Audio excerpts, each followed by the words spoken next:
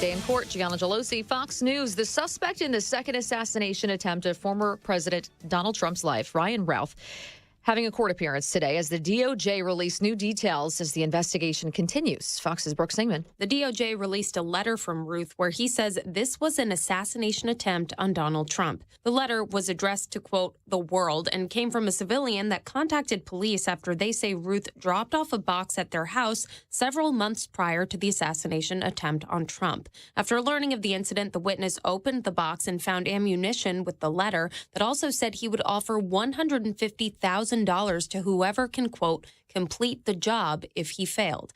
The DOJ also saying Routh had 6 cell phones and 2 license plates. One of the cell phones contained a Google search of how to travel from Palm Beach to Mexico. Routh also looked up venues where Trump was expected to be present from August through October.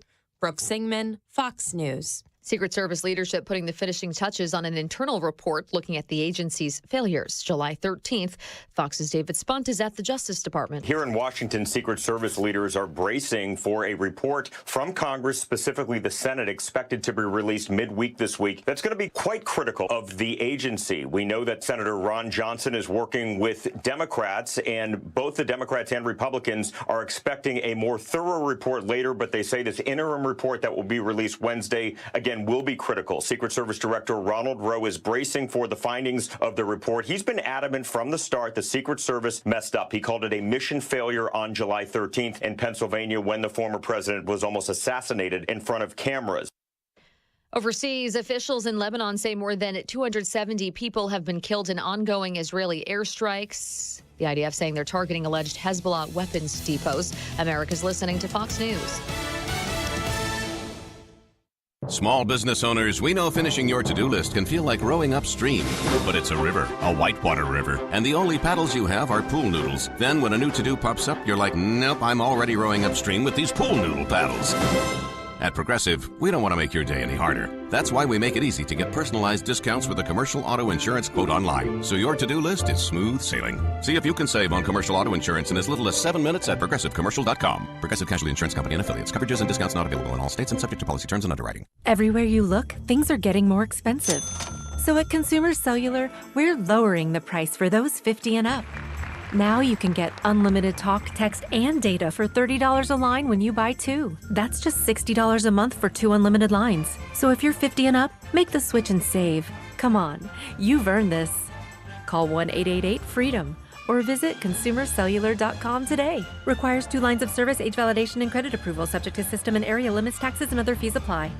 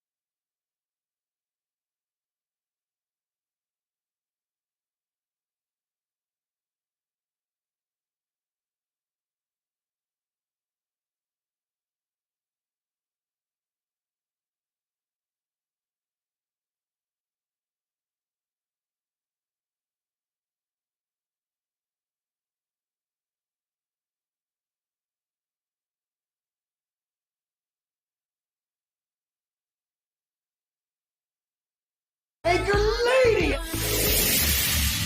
What do you want from me? I'm not America's sweetheart. Goodness sake, kid. Keep your voice down. Your father's listening to the radio. I'm not America's sweetheart. This is the Annie Fry Show. Today I'm announcing the unsealing of a 3-count indictment, charging Sean Combs with racketeering conspiracy, sex trafficking, interstate transportation for prostitution. The indictment alleges that between at least 2008 and the present, Combs abused, threatened, and coerced victims to fulfill his sexual desires, protect his reputation, and conceal his conduct. As alleged in the indictment, to carry out this conduct, Sean Combs led and participated in a racketeering conspiracy that used the business empire he controlled to carry out criminal activity, including sex trafficking, forced labor, kidnapping, arson, bribery, and the obstruction of justice. That's like all the crimes that you can commit, all in one. And P Diddy, this all came down at the end of last week. I think we talked about it a little bit, but the potential for this story to really snowball into something that is grabbing the attention of Americans at every level is pretty significant. Now we all sit and watch and wait. Is it going to be an Epstein kind of a situation where everybody kind of knows what happened? We know what happened, and we know that there are high-profile people involved, but for some reason, for some unforeseen reason, we just don't have the details, and it doesn't feel like anyone's been held to account. Question is what will happen to P. Diddy? And that is our YouTube question for today surrounding that. What did P. Diddy do? Do you want to know? How much of the details do you want to know? I've been reading about it and, reading some of the rumors and stuff that are swirling around at some of the people who are talking about the P. Diddy situation, and it's terrible. And if even a fraction of what is being suggested is to be true, then whoa, what are we doing? That's the question for you on the Annie Fry YouTube channel today. Do you want to know what P. Diddy did? Yes, you want to know all of it. Yes, you want to know the bare minimum.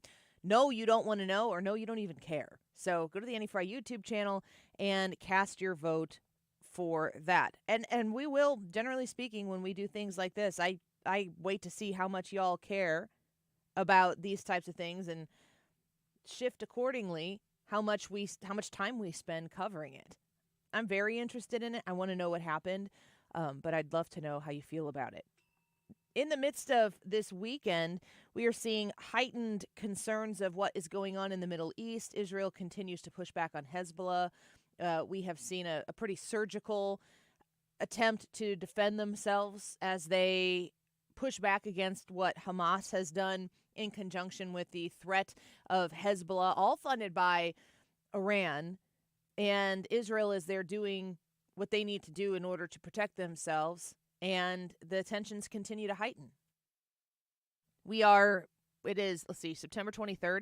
So we're a good 2 weeks away from the year anniversary from October 7th of last year. And this story has been such a tragic story, knowing that there are still hostages that are in captivity right now, being held in places shielded by children and hospitals and however Hamas is choosing to operate with the hostages that are left. And it's a really, really important global story that affects the way the United States and their relationship with other countries. It affects us. It affects you. You have a great culture concern on the forefront right now in the P. Diddy story. And on the world stage, we have great conflict, great tension, where our greatest ally is the head of one side of this conflict. And then you take it home, and we have an open southern border that we continue to not maintain. We continue to not manage. And we continue to see the effects of people who are coming into our country illegally or under some sort of plan that has been put together by the Kamala Harris, Joe Biden administration to make it simpler for people to come across that southern border, to enter into our country, and we continue to face the consequences of it. I haven't even mentioned yet the economy. I haven't even mentioned yet the fact that we have two people running for office right now who want to manage the economy, one of them who has a track record of successfully making your pocketbook swell, making your checking account, your ability to have a savings account, your paycheck sing when Donald Trump was the president. And Kamala Harris, she's out here trying to sell us the ideas of hopes and ambitions and dreams, but she's not really telling us at all how she's going to do the things she needs to do in order to make us feel a little more comfortable financially in America. While our economy is doing well by many measures, prices for everyday necessities like groceries are still too high. You know it and I know it. So I have a plan to lower costs on everything ranging from healthcare to groceries, including taking on corporate price gouging. Yeah, go ahead and tell us what that plan is. We're waiting.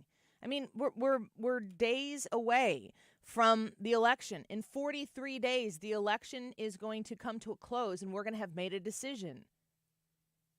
And she tells us she has a plan for price gouging. Did you notice she never talks about the uncomfortable nature of this economy that you and I are both experiencing, the prices that are becoming more and more difficult to afford, these savings accounts that are dwindling because when the washer breaks and you've got to replace it, it's outrageous how much more expensive it is. So you have to dip into your savings or maybe go across from the savings into credit card debt with astronomical interest rates. You know what I'm talking about. You're living this experience. I'm living this experience. We're all living this experience. And you cannot listen to Kamala Harris talk about the economy without doing what she did in this very, very clip here at the beginning. While our economy is doing well by many measures, I don't feel it. I'm not feeling it. And you reminding us of that in the same breath, telling us, the economy is doing really, really great. But I understand it. Some of you don't feel it. No, we all don't feel it. We're all not feeling the benefit of all of the great things you're doing with this economy because you're doing enough bad things that negate the good things that for us average Americans, we don't feel it. That first sentence that she says there is supposed to assuage any fears that because she's been the vice president for 3.5 years, that somehow or another, things have been pretty good. It's not too bad. It could be worse. It could be better. But it's not that bad. How long can you sustain the economic situation you're facing right now, the financial situation that you are in right now? How long are you willing to put off making purchases that when Donald Trump was in office, you could have made? Making purchases that were things that you enjoyed, and now getting into the place where you are concerned about being able to make purchases that you need to make. Where's that money coming from? How long can you continue to maintain this? Because Kamala Harris is saying, I need you for at least 4 more years. I need you to deal with this for at least 4 more years. And every time she utters the word investments that she and her government want to make, that's more money out of your pocket so that she can launder some tax money through taxes afforded to you, take money out of your pocket, and then what do you know? She's going to offer you the safety and security that you need because of it. But you don't need the right to provide it for yourself. You need to hand it over first. You need to hand over the money, the hard-earned money that you're making right now, so that they can spend more money. Forget about the national debt. Forget about the trillions and trillions and trillions of dollars that we're facing right now in national debt because we spend more than we take in. You want a government that is going to balance that? It's not going to come from Kamala Harris, and I'm skeptical if the Republicans are capable of doing it themselves. The 43-day decision that we have left to make, the understanding that there is such a stark contrast between Donald Trump and Kamala Harris, everybody knows this already. The question is, are they going to get to the polls? Are they going to cast a ballot? And the answer has to be, yes, we have to vote for our own future. We have to vote for our own interests. We have to vote in a way that makes sure that people understand we got to get America right again. And I don't mean politically right. I mean, we have to be about prosperity. We have to be about opportunity. Kamala Harris says she wants to create an opportunity economy, but she doesn't tell us how she's going to do that. And if she's not going to tell us how she's going to do that, how are we supposed to believe that she even knows what she's doing? With every day that passes that she chooses not to provide for us actual solutions and plans and policies, it's pretty much reverting back to that understanding that it is supposed to be enough that she is not Donald Trump. That the Donald Trump opponent is enough to make you show up and make sure that the scary orange man never finds his way back into the Oval Office. Here's a Democrat voter on C-SPAN named Roger. Roger in Kansas on the line for Democrats. Good morning, Roger. Yes, I have where my main issue, I'm going to close my eyes, and then I'm going to vote for closed borders. I'm going to vote for less taxes. I'm going to vote for more reasonable energy costs. And if you vote, close your eyes and vote that way, it's a pretty simple choice because both candidates have a history. So you just vote on that, and I don't have to tell you who I'm voting for. Roger in Kansas knows, as a Democrat, that the only opportunity where economic growth is going to make it back to where Roger in Kansas can feel it, or Annie in Illinois, or you sitting in Missouri can feel the benefit of making that decision at the top of the ticket, even if you have to close your eyes, you still have to vote for Donald Trump. There's only one obvious answer here, and the answer is Donald Trump. And I could spend time explaining to you, sometimes I have before, but I could spend time explaining to you how Donald Trump is not the big, bad, scary boogeyman in the closet that he's been made out to be. That's not who he is. He's bombastic. He won't back down from a fight. He sometimes will pick a fight here and there. But, I mean, honestly, that's the kind of fighter I want right now.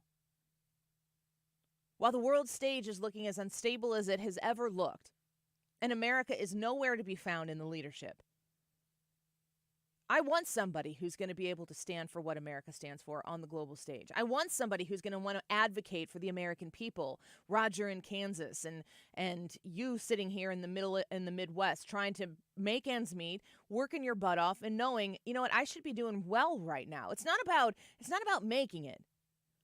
Just getting by is not what we strive for in America. Maybe it's the first step of where you're going, but just the idea that we're just trying to get by, that's not the whole of the American dream. We want to make it. We want to feel success. We want to be independent. We want to feel like we can make decisions for ourselves and what we do today won't crash what we're able to do tomorrow. We want prosperity. We don't want to feel limited. That's so far out of reach right now in the Biden-Harris America that the thought of putting Harris in charge will probably be more effective at enacting a lot of those very far-left progressive policies that have got us to where we are right now. You can kiss the idea of prosperity in your own life goodbye because the Kamala Harris administration is going to tell you when you've done enough and you've got enough. And they're going to take from you once you've got there. And, you know, it's up to them to judge. When you're talking about equity over equality, you're giving somebody the power to determine where that line is drawn. The difference in equal outcome versus equal opportunity is where America thrives. And equity, which is what Kamala Harris very much so is invested in, it's essentially the embodiment of socialism, and it will crash America if it hasn't already. Let's take a quick break. While we're talking about trying to make it, we're talking about trying to succeed and make ends meet. Something I'm talking about a lot, of course, is babies and you know, being pro-life and all that. There's an opportunity for you to put your money, even if it's a $6, $7, $10, where your mouth is, and support the Princess Stormm Diaper Drive this Wednesday. We are going to be broadcasting live from the Ruler Foods in St. Charles, and I'm very excited to bring on Jerrica Franks. She's the Community Engagement Manager at the St. Louis Area Diaper Bank, along with Princess Stormm, in studio next to talk about the need where you and I can show up and make a difference. We'll be right back. Way up we go. Been up and down that road. You're listening to The Annie Fry Show on St. Louis's home for conservative talk. Find the podcast, on-demand audio, and more at 971talk.com/Annie.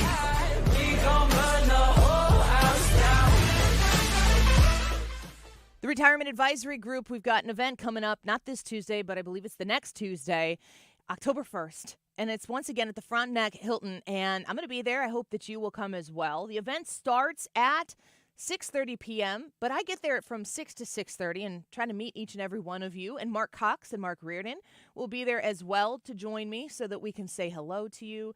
And we traditionally fill this room. I haven't checked in on how many seats are available still at this point. But if you want to come and you want to attend this free event, it doesn't cost you anything, and it won't take up a ton of your time. If you get there at 6 o'clock to meet myself and Mark, you'll probably be done before 7:30. I think he's usually done before 7:30. Thomas Helbig, Bob and Tammy Kershaw will guide you through the steps you need to know when you're at that transitionary period in your life. You've been working for a long time and you're about to retire, or maybe you just retired and you still know that there are moves that you can make or might need to make to protect your retirement. That's where the Retirement Advisory Group steps in, and they are the experts. But you do have to reserve your spot. It's Tuesday, October 1st at the Frontenac Hilton, 314-993-9494, 314-993-9494, online at retirementkey.com. I'm Brian Westbrook with Coalition Life. While we celebrate the reversal of Roe v. Wade, there is still much work to be done to support life and pregnant women before they cross state lines. Together, we can provide the love, support, and options that women need to choose life for their children. Coalition Life celebrates more than 3,500 clients served and thousands of lives saved since we began this mission with you. Each one is a miracle. Over the years, day in and day out, our team has walked alongside women facing the fear and challenges of an unexpected pregnancy. Through the support of this community, we have given them hope and a path to choose life for the children they carry. Visit coalitionlife.com to give your vital support while reducing or completely eliminating your state taxes through Missouri's 70% tax credit. Learn more at coalitionlife.com, coalitionlife.com. Mark Cox here. Join me, Annie Fry, and Mark Reardon, along with Thomas Helbig and Bob Kershaw of the Retirement Advisory Group for the next Protecting Your Retirement educational event. It's Tuesday, October 1st at the Frontenac Hilton at 6:30. Here are Thomas and Bob with more. Are you nearing retirement or already retired and wondering what to do with your life savings? Are you concerned how this coming election can affect the stock market and your retirement? Would you like to have a personalized structured income plan that shows you the monthly income you can receive and how to never outlive it? Did you also know if you're 59 and a half or older, you can roll over your company retirement plan tax-free to protect your nest egg from any more losses? You'll get all the answers and more. If you're 59 and a half or older, you can't afford to miss the last event of the year. Protect your retirement nest egg. Join the official financial advisors of my show, Thomas Helbig and Bob Kershaw, Tuesday, October 1st at the Frontenac Hilton at 6:30. Go online to retirementkey.com. That's retirementkey.com. Hey, it's Mark Reardon from my friends at ThrottleNet, and you've probably heard George Rosenthal from ThrottleNet on the show. He's a technology whiz, and George and his team can educate you and your business on the dangers lurking with technology. Here's a unique opportunity along those lines. Does your company have a lunch and learn or guest speakers? For a limited time, ThrottleNet is providing free lunch and learns to provide cybersecurity awareness training. One click can cause a ton of damage to your business. ThrottleNet is determined to make sure that doesn't happen. And if it does, they're the cybersecurity experts who can help. ThrottleNet is known for high customer satisfaction, averaging 99% happiness with over 35,000 surveys. They have an industry-leading response time of less than 2 minutes. And no clients of ThrottleNet have ever paid ransom as a result of a cyber attack. Contact ThrottleNet at throttlenet.com/971 and we can schedule your free company lunch. Don't miss out. Find out more today about ThrottleNet at throttlenet.com/971. You're listening to The Annie Fry Show live from the Air Comfort Service Heating, Cooling, and Insulation Studio. 9 out of 10 homes are under-insulated. Is yours? Did you know that there's an R value associated with insulation? To find out your R value or for free insulation estimate, visit aircomfortservice.com. For details and a list of all station contest rules, visit www.971talk.com/rules. You've got thoughts. Did you know you also have a microphone? Listen to 97.1 on the Odyssey app and click the microphone to leave a voice message. Whatever's on your mind, let us know by clicking the microphone in the Odyssey app.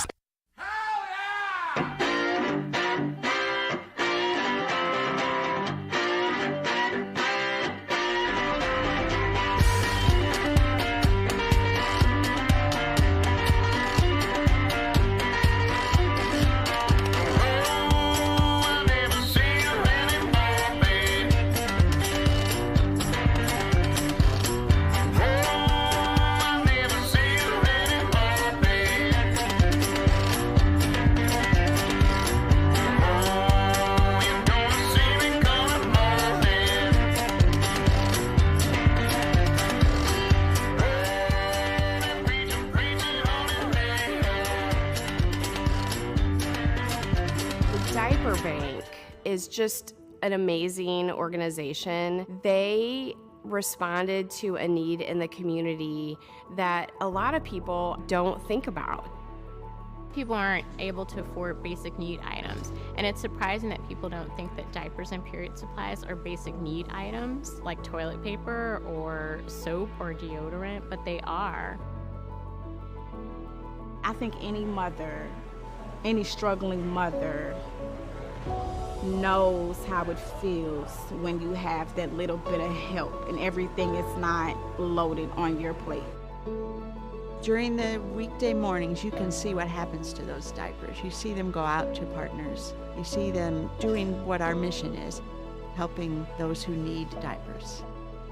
When individuals and families are able to have access to basic need items that they need, like diapers and period supplies, that really reduces your stress, that reduces your any mental health issues that you might experience from that. It greatly increases the quality of life. The mission of the So you're listening to a video that is really out there to promote the St. Louis area diaper bank, and that's what we're here to do today as well, because you've heard me talk about this before. We talk about like government and how government can help. Forget about all of that, because if you're waiting on government to help everything, you'll be waiting forever. So what we have tried to really stress here, it's kind of part of our Conservatives Cares motivation, is to say to get off your butt and to do something that can help real people with real action in real time. And we've been partnering with Princess Storm over at Hot 104.1. This will be our third year, possibly? Yeah, this is our third year. This is our third year. And how long, Princess Storm, who's in studio with us right now, how long have you been doing this diaper drive? 4 years, yeah. 4 years. So we found out that she was doing this. D to the C was like, hey, you two friends of mine, why don't you help each other? And we were like, yes, sir. And we did it. And we're so glad we did. Yeah. Ruler Foods has been our sponsor for this. We're broadcasting this Wednesday at the Ruler Foods in St. Charles. And I'm imploring you to show up in a big, big way and prove that we care and that we help, and to help the St. Louis area diaper bank. And joining us in studio also is Jerrica Franks, who is the community engagement manager at the St. Louis area diaper bank. Jerrica, thank you for coming in here today. It's great to see you. Thank you guys for having me. So talk to me, Jerrica, about the real world experience that you have with the diaper bank, the kind of help that St. Louis needs to show up and to help these moms and dads trying to put diapers on babies' bottoms. Of course. So we are a member of the National Diaper Bank Network, and they did a study just last summer and released a very alarming number that 1 in 2 families are struggling to afford diapers. As a mother, I'm sure you know that it takes about $1,000 every year just to diaper a baby, on top of all the other products, rash cream, wipes, all the things that it takes to give a baby a clean, healthy, dignified life, but also considering that we have other bills to pay. And so this year, this is our 10th year of existence. Oh my God, I can't talk. And we are budgeted to distribute 3.5 million diapers here in just the St. Louis metropolitan 3.5 million area. diapers? Oh my gosh. So where do they come from? Where do these diapers come from? So we are very grateful that the community is big in giving. We also purchase diapers through grants and donations as well. We're able to purchase through the National Diaper Bank Network at a fraction of the cost of diapers that you get wholesale or Target or Walmart. Yeah. So it's very a community oriented thing because you're not able to purchase diapers with any kind of federal funding. So we are not qualified to receive federal funding through grants either, outside of grants from that. So we are. Is there an able- obvious reason for that? Off the top of my head, I'm trying to come up with one. We We buy are everything trying to else with federal funding. I don't know why diapers for babies They should be. do not see diapers or period supplies as a basic need item. So unfortunately, we are stuck with having to pay for that out of pocket, as well as we pay a luxury tax on diapers and period supplies too. So there's an additional about 4.22% luxury tax that we're paying, which luxury, that's the Tesla you see driving around. That's the Jaguar. That's diamonds, but It's also not- diapers. Not diapers. It's Ryan has twins and another one, and so you've gone through the double diapering of babies.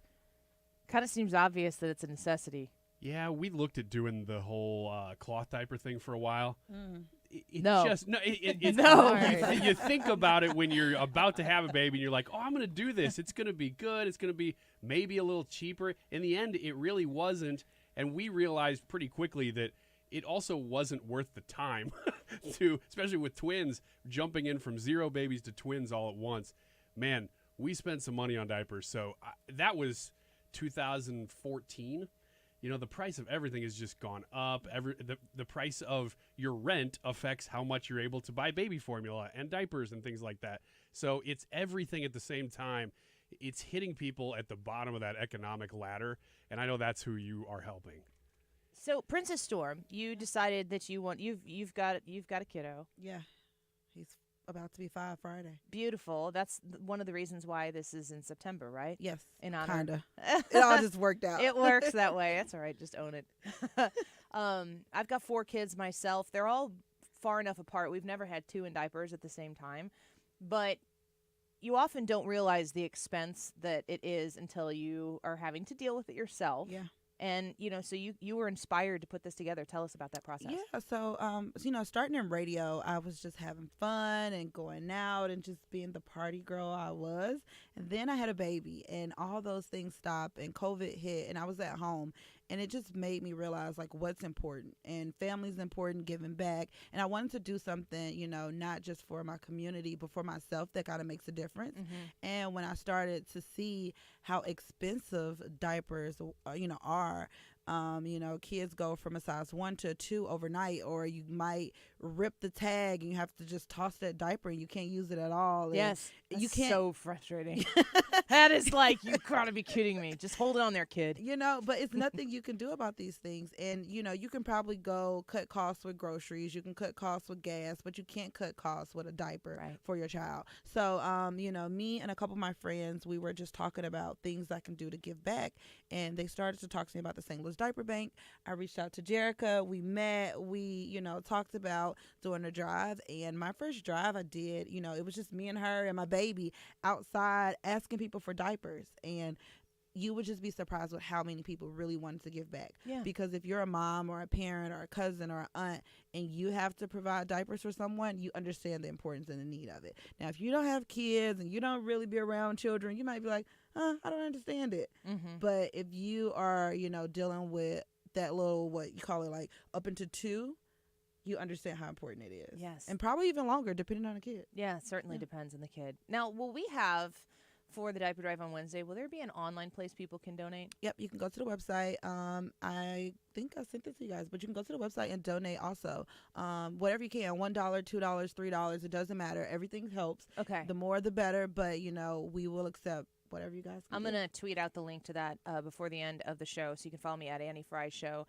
And I'll post that there. I'll also post it in the YouTube chat. And we will be promoting that all day Wednesday if you're not able to make it out to Ruler Foods. But we'd really love to see you. And this year at the Ruler Foods in St. Charles, we're going to broadcast. And then my understanding is you're broadcasting right after us? I'm right behind you. That's I'm fun. right behind you. So I'll be out there with you guys. I'm coming a little early. I have a surprise for you guys. Hopefully boy. you're ready. I don't know about that. I like surprises. Yeah. Yes. Is it a slip and slide? Maybe.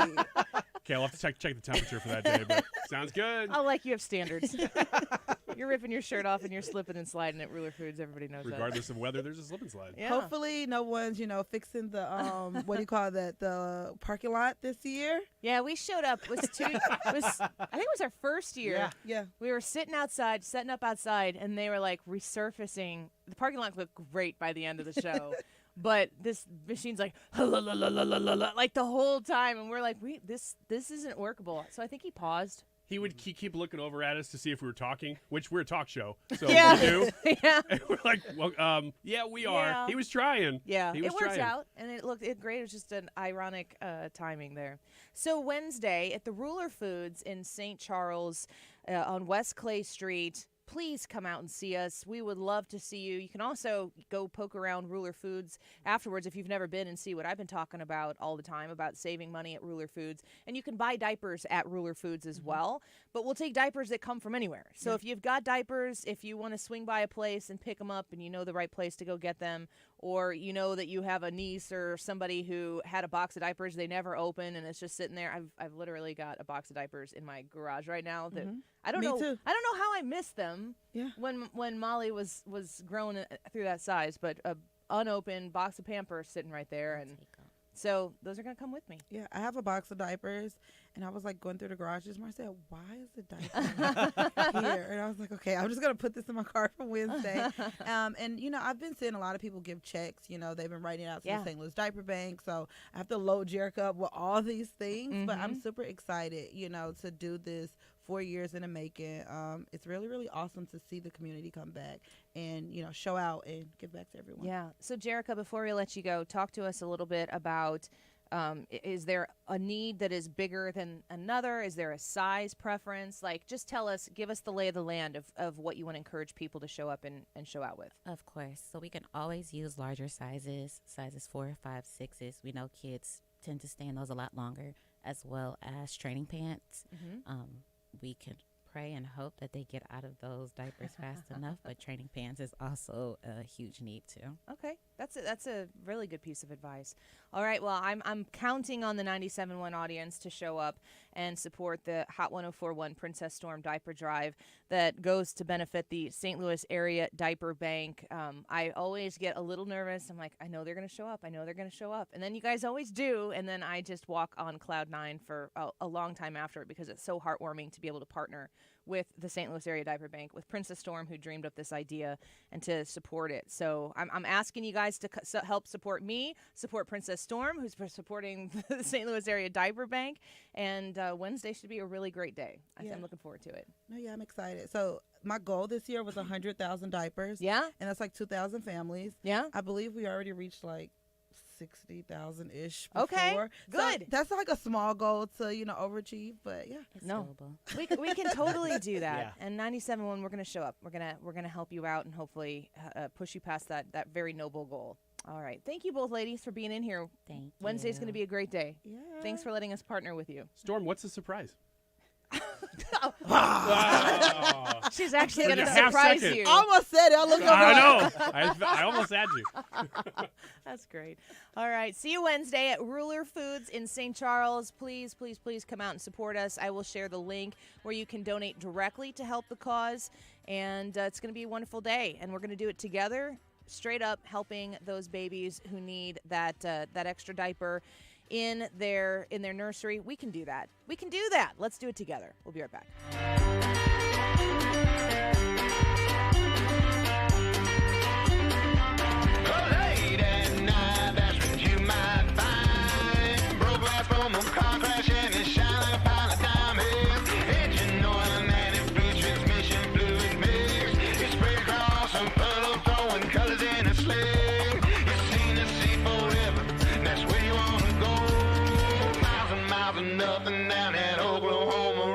Are you the decision maker in your company? Consider this. For the first time in decades, there's a better option for a corporate card and spend management platform.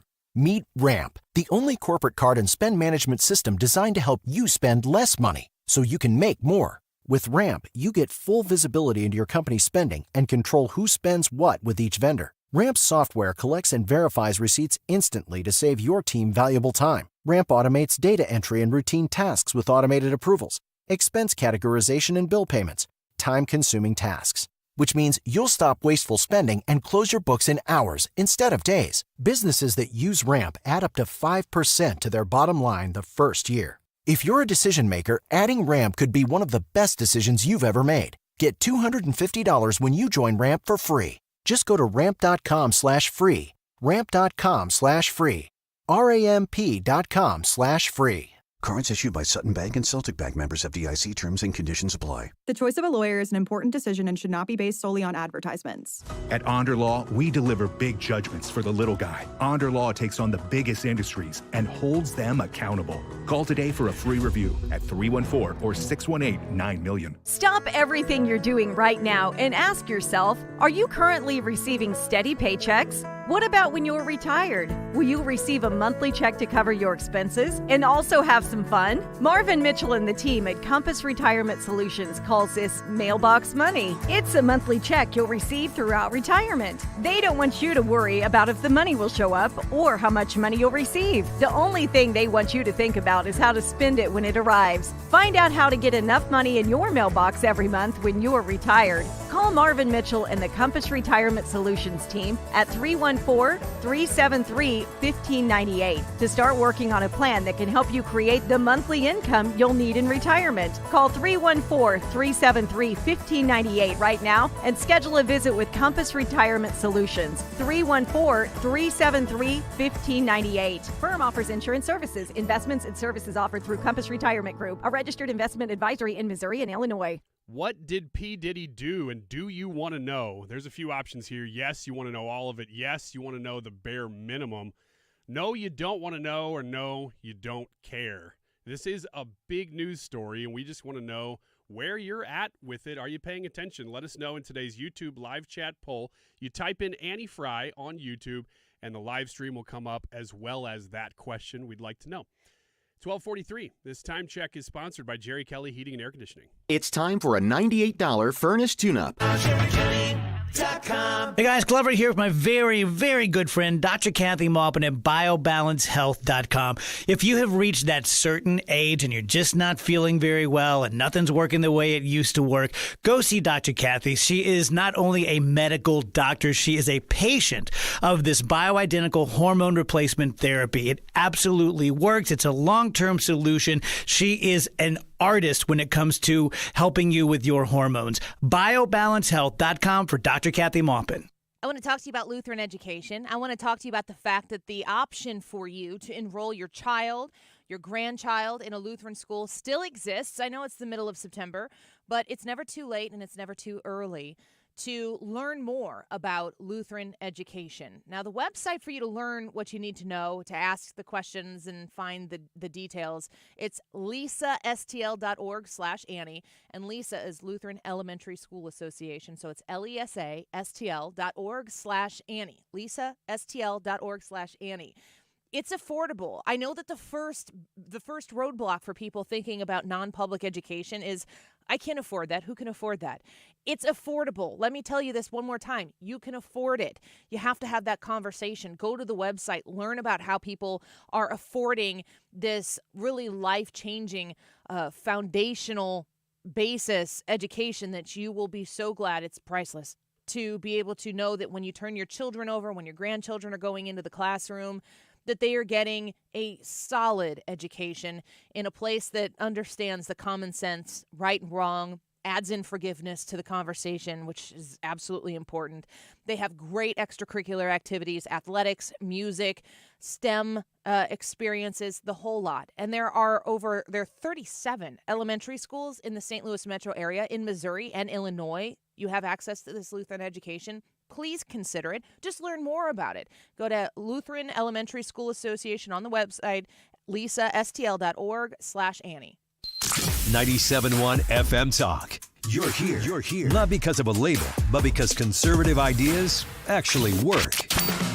St. Louis is home for conservative talk. This is 97.1 FM Talk.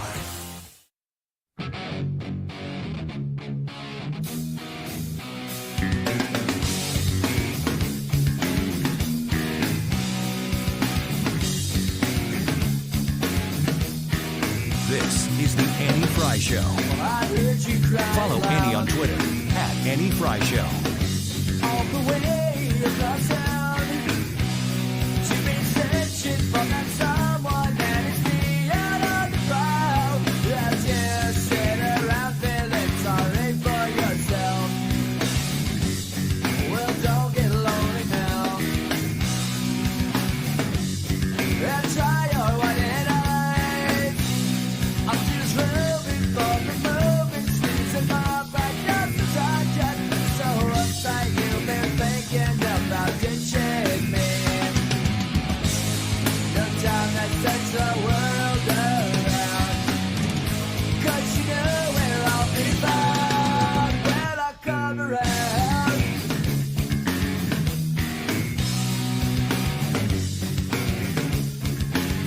Wiggins. Oh! Monday Roundup. Yeah! This here's the wildest ride in the wilderness. That's why we have whips. That is why we have whips, is to signify That's not why you have whips. that a new story has begun. Oh. Like this. That's why we have them. It's interesting. That's why the Cowboys made them. These are the stories that you missed over the weekend. Let's start with stink bugs. The worst. Okay, I just wanted to make sure there was not just me, because apparently the stink bug epidemic is nationwide now. There's only a few states that do not have stink bugs. They are, and here's where we're going to go next. Wyoming, South Dakota, and Alaska are the only states in the union that are not reporting having stink bugs. Say those again. Wyoming, South Dakota, and Alaska. It's not connected. Yeah, like they Why? are in North Dakota, but not South Dakota, apparently. It's like I need a map of where there are no state income taxes and stink bugs. Yeah, they stop right at the border of North Dakota. Wyoming and Alaska. So apparently this is a problem that has become worse and worse every single year since the late 1990s. The first stink bugs were reported in Pennsylvania in the late 1990s. Aren't there bugs that look like stink bugs that aren't stink bugs? There are green ones and there are brown ones. Oh, this is news to me. Please explain. They both got that same weird shape that like you should be able to identify in 5th grade geometry. It's like a spade shape. Yeah. But they're not the same bug. No. I don't know. Or they are, and they change with the different seasons. Yeah, or they're different versions of the same species or something. Let's just speculate about stink bugs for the rest of the show. I mean, I got a couple hours. You want to do that? I don't. It says that we're about to see the stink bugs come back because we've had a hotter than average fall, and they tend to start to show up when things cool down because they are like bears. It says they're like little bears. They eat as much as they can when it's warm, and then when it starts to cool off, they look for warmer places to hide and to go. And here's the thing. Once they get inside, they're easy to kill. It's not as if they're fast or smart. But you have to kill them because they can survive the entire winter in your house if you don't kill them. I just don't like how they're not there and then they're there. Yeah. Like, where did you come from? Where have you been? Where are your friends? Where's your family? What have you been doing? Why are you here? How do you eat? These what are do you all drink? good questions. Where did you come from? Why Where are did you you staring go? at me like that? Why do you not care if I kill you? Where'd you come from, Cotton Eye Joe? Oh, you took it. I did. So just getting you ready for the stink bug epidemic. Now, I will give you one little piece of advice before we move on here. The best way I've found to kill a stink bug so that it doesn't stink and it doesn't leave I'm going to be honest, I've never smelled the stink of a stink bug. Oh, really? Oh, even I don't have a great sense of smell, but even I'm like, ugh, it's just putrid. You take 3 Kleenex, wad them up, smash that thing. That's called the 3-Nex. That's the 3-Nex. I didn't know if you were familiar with the 3-Nex. Everybody knows about the 3-Nex. FYI, we are making this up on the spot. I don't know what you're talking about. No, this is facts, Ryan. So actually, you didn't know about the 3-Nex. I didn't. I'm learning, but this is my thing. Maybe I just stumbled upon what everybody's already doing. Grab 3 Kleenex, you wad them up, you smash the thing on the wall, so the stink doesn't get out, and you can wipe up whatever goo it leaves on your wall. Well, right you're not there. supposed to do that. You're supposed to go around it with the 3-Nex and clutch and pull and squeeze and trash. Well, I think we're doing basically the same thing. No, yours is messier and wrong. No, but the Kleenex cleans it up. That's you the don't point. squish it on the wall. Oh, you well, squish it in the Kleenex. Yeah, that'll get in the paint. That's basically what we're talking about. You talked about the gross on the wall. You got to avoid the gross on the wall. If it's in a place where it's hard to reach and you can't quite grab it, but you can smash, like if it's in a corner. Well, you just need to find someone who's tall. Yeah. Well, that's fine too. Ryan's like, if it's higher than a door handle, you have to remember, I live you have in to a reach giant, up and squish it. Giant mansion. Under a rainbow. And so there are times that the ceilings are so high. Leprechauns. That there's nobody even that is that tall. You know, what am I going to do? Call LeBron James. Hey, dear LeBron, why don't you come up and give me a stink bug smash? That's ridiculous, All you got to do is tell him, need the old 3-Nex, LeBron. The old 3-Nex. Speaking of, the YouTube live chat poll for today is, what did P Diddy do? Do you want to know? Thank you very much. I don't know what I'm talking about. Clearly, I'm just going to tell you right now. I want to know all of it. Anyway, go on. Your segment, not mine. Oh no. Trump is now selling $100 silver coins, and it's a bit of a markup. $100 for $30 worth of silver. But it's a fundraiser. It's a commemorative coin. It's a campaign fundraiser. Yeah, add this to his $400 sneakers, his NFT trading cards, and apparently I didn't know he had $60 Bibles as well. All of them. How did you miss the Bible story? It's the Libs' favorite. Yeah, it is. Is it? Yeah. Oh, yeah. I don't know how I missed that one. Do you not even know Scooter? Oh, he's having a good day now. Yeah, $100 for a Trump coin. Now, I got to admit, I don't think that's a bad investment because if these are limited edition things, this would be the one of the things that I probably would buy. It's like paying $45 for a $4 hat. Yeah. You're donating. Essentially, you and are. And instead of making a donation that you get nothing back for, now you get a coin. But of all the things that he's sold, I could see this, maybe the Bibles, becoming something that, in the future. Sacrilegious. That becomes like a collector's item that you'd see at a flea market for $150 or whatever. I could see that at a happening. flea market. Oh, yeah, you could see things it that things that become of value don't show up for more money at flea markets. Sure they do. Yeah, they're marked up for what, $75, and you heckle them down to a cool $20. I mean, yeah, that happens, but at flea markets, maybe an auction. Are you cool with Trump selling the stuff like that? Sure, he can sell whatever he wants. Doesn't mean I'm buying it. I tell you what, the one thing whenever I see him doing this stuff, which he does frequently, I think is I'd rather have somebody hawking this stuff than being bought by lobbyists, which I'm not saying there are no lobbyists that have any influence over Trump, but less than most politicians. The dude's independently wealthy, and he's got a fundraise to cover all of his legal stuff and this kind of stuff. I'm like, go ahead. I don't even care.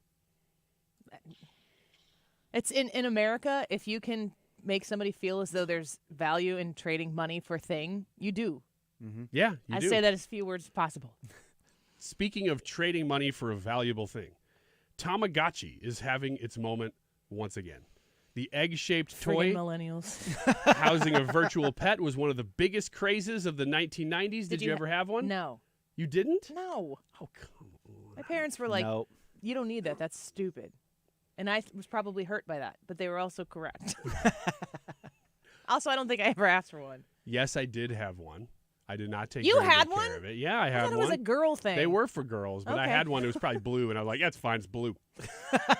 And I think It's a that pretty I sky blue. killed the pet several times. Yeah. But the global sales for Tamagotchis have more than doubled between 2022 and 2023, and so they're upping production because they're just as popular as they ever were.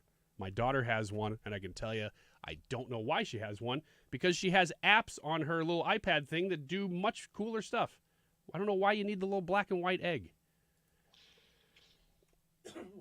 Last thing, add this to the list of fears we didn't know we should have. Multiple passengers on a Delta Airlines flight out of Salt Lake City reportedly suffered ruptured eardrums and bloody noses after the aircraft encountered pressurization issues at 10,000 feet in the air. Man.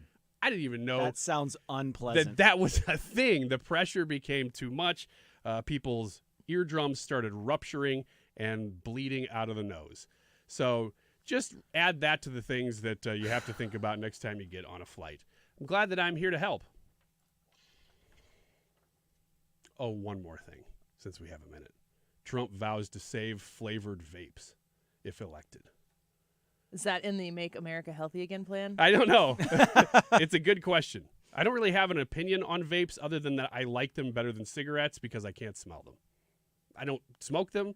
It's just in society if I see somebody I don't think vaping. you smoke vapes. I Yeah. think you vape vapes. Yeah. Well, what do you vape vapes? Aren't you still smoking though? You're No. still smoking No, tobacco. because there's no smoke. Yeah, but aren't you still like taking You're in tobacco? inhaling tobacco, yeah, this but you're not entire smoking segment is just us speculating about things we don't know. From stink bugs to vaping. We just hope you don't have the green stink bugs. We've heard they're worse. Will Scharf's in studio with us next. You can stick around, right? Yeah. All right. Will Scharf in studio for the next couple segments. We got lots to talk to him about. I'm going to ask him about the P Diddy stuff. I don't know what he's got to add to that conversation, but he knows a lot more about the law than I do. What do you want to know about what P Diddy did? Go to the Andy Fry YouTube channel and vote in the live chat. We'll be right back. Why do the national tax resolution firms need the tiny fine print at the bottom of all their TV ads? Hi, this is Lance Drury with the Lance Drury Law Firm. You don't hear fast-talking disclaimers in our ads because the claims we make are 100% transparent. The Lance Drury Law Firm primarily focuses on one thing, IRS problems, and we're regulated by the Bar Association, and we have a AAA rating with the Better Business Bureau. IRS issues are serious legal issues. The Lance Drury Law Firm has helped thousands of clients navigate the best resolution plans, and we tell you up front exactly how much it'll cost. Tax resolution law is all we do. So before you send money to some out-of-town, high-pressure salesperson, give us a call at the Lance Drury Law Firm, located right here in St. Louis. Call today to schedule your free consultation with me, 314-260-6120, or visit LanceDruryLaw.com. The choice of a lawyer is an important decision and should not be based solely upon advertisements. Cassens & Sons, Chrysler, Dodge, Jeep, Ram, and Wagoneer, waiting for you to give them a call because they know that when others can't, Cassens can, and they have 0% financing available right now on most new Jeeps. This is a fantastic opportunity. If you've been shopping around for a Jeep of some kind, I want you to check out Cassens and see how they've earned the Fry family business over and over again. 618-800-2712. That's the phone number to call them. Tell them Annie sent you and ask about the Jeep promotion that's going on this September. 618-800-2712. It is a September promotion. I don't know if it'll be extended, but we've only got about a week left in September. So if this interests you, no pun intended, make sure that you reach out to Cassens and start the conversation to see how they can save you a boatload of money over the length of that car loan. 618-800-2712. And remember that when others can't, Cassens can. It's Cassens & Sons, Chrysler, Dodge, Jeep, Ram, and Wagoneer, and they are the very best when it comes to delivering you a wonderful deal. CassensCan.com. The phone's blowing up, but you're in the driver's seat. Ignore the buzz, keep your eyes on the street. No text back, no scroll, just let it wait. Attention on the road, that's the only way. Phone's blowing up, but you're in the driver's seat. Ignore the buzz, keep your eyes on the street. No text back, no scroll, just let it wait. Don't drive distracted. A message brought to you by the National Highway Traffic Safety Administration, Project Yellow Light, and the Ad Council. Gain peace of mind that your flooring and carpet installation will be done right the first time when you hire the experts at Michael's Flooring Outlet. They give all their clients attentive personal service, even bring toys for the kids of the household. It's a family-owned and operated business for 25-plus years. They make sure you make the right choice for your home. So if you have carpets or hard floors, you're going to be happy for years to come. 3 convenient locations in St. Charles County, 116 Main Street, in Old Town St. Peters at Mid-Rivers and Highway 70, in West County on Olive, and the store in Darden Prairie. Michael's Flooring Outlet, IGotFloor.com. KFTK FM Florissant. From the Under Law Injury Lawyers, GetJim.com studio. That's GetJim.com. 97.1 FM Talk. Always live on the free Odyssey app. Sorry I failed. I'm Therese Crowley, Fox News. A would-be assassin's handwritten note released by the Justice Department in its bid to keep Ryan Ruth locked up at his federal court appearance today in West Palm Beach, Florida. The opening line, "Dear world, this was an assassination attempt on Donald Trump. I'm sorry I failed, but trying to keep his mission going." No cameras in court. Fox's Eben Brown. In a pre-hearing filing, federal prosecutors detail what they've learned and what they've found so far in their investigation into the man now accused of plotting to kill former President Trump at his West Palm Beach golf course. A letter found in a box left with a witness months earlier contained a note addressed to the world and states this was an attempt to assassinate the former president and that he offers $150,000 to someone who, as is written in the note, can complete the job. In Broward County, Florida, Eben Brown, Fox News. Trump continues on the campaign trail with Secret Service protection similar but not quite equal to the president's. Today, just 50 miles from Butler, Pennsylvania. The state's Democrat Senator John Fetterman acknowledges that Pennsylvania voters have a place in their hearts for the former president who survived an assassination attempt at Butler, and polls show where else. Former President Trump has the advantage in critical Sunbelt states in a New York Times Siena College poll. The survey gives the former president a 5-point lead in Arizona, 50-45 over Vice President Kamala Harris. He is favored by smaller margins in both Georgia and North Carolina. That poll coming a day after an NBC News poll shows momentum nationally for Harris, leading former President Trump 49 to 44 overall.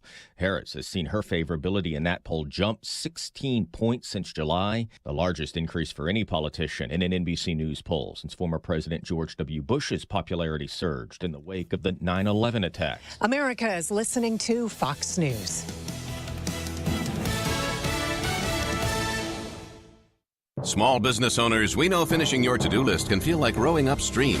But it's a river, a whitewater river, and the only paddles you have are pool noodles. Then when a new to-do pops up, you're like, nope, I'm already rowing upstream with these pool noodle paddles.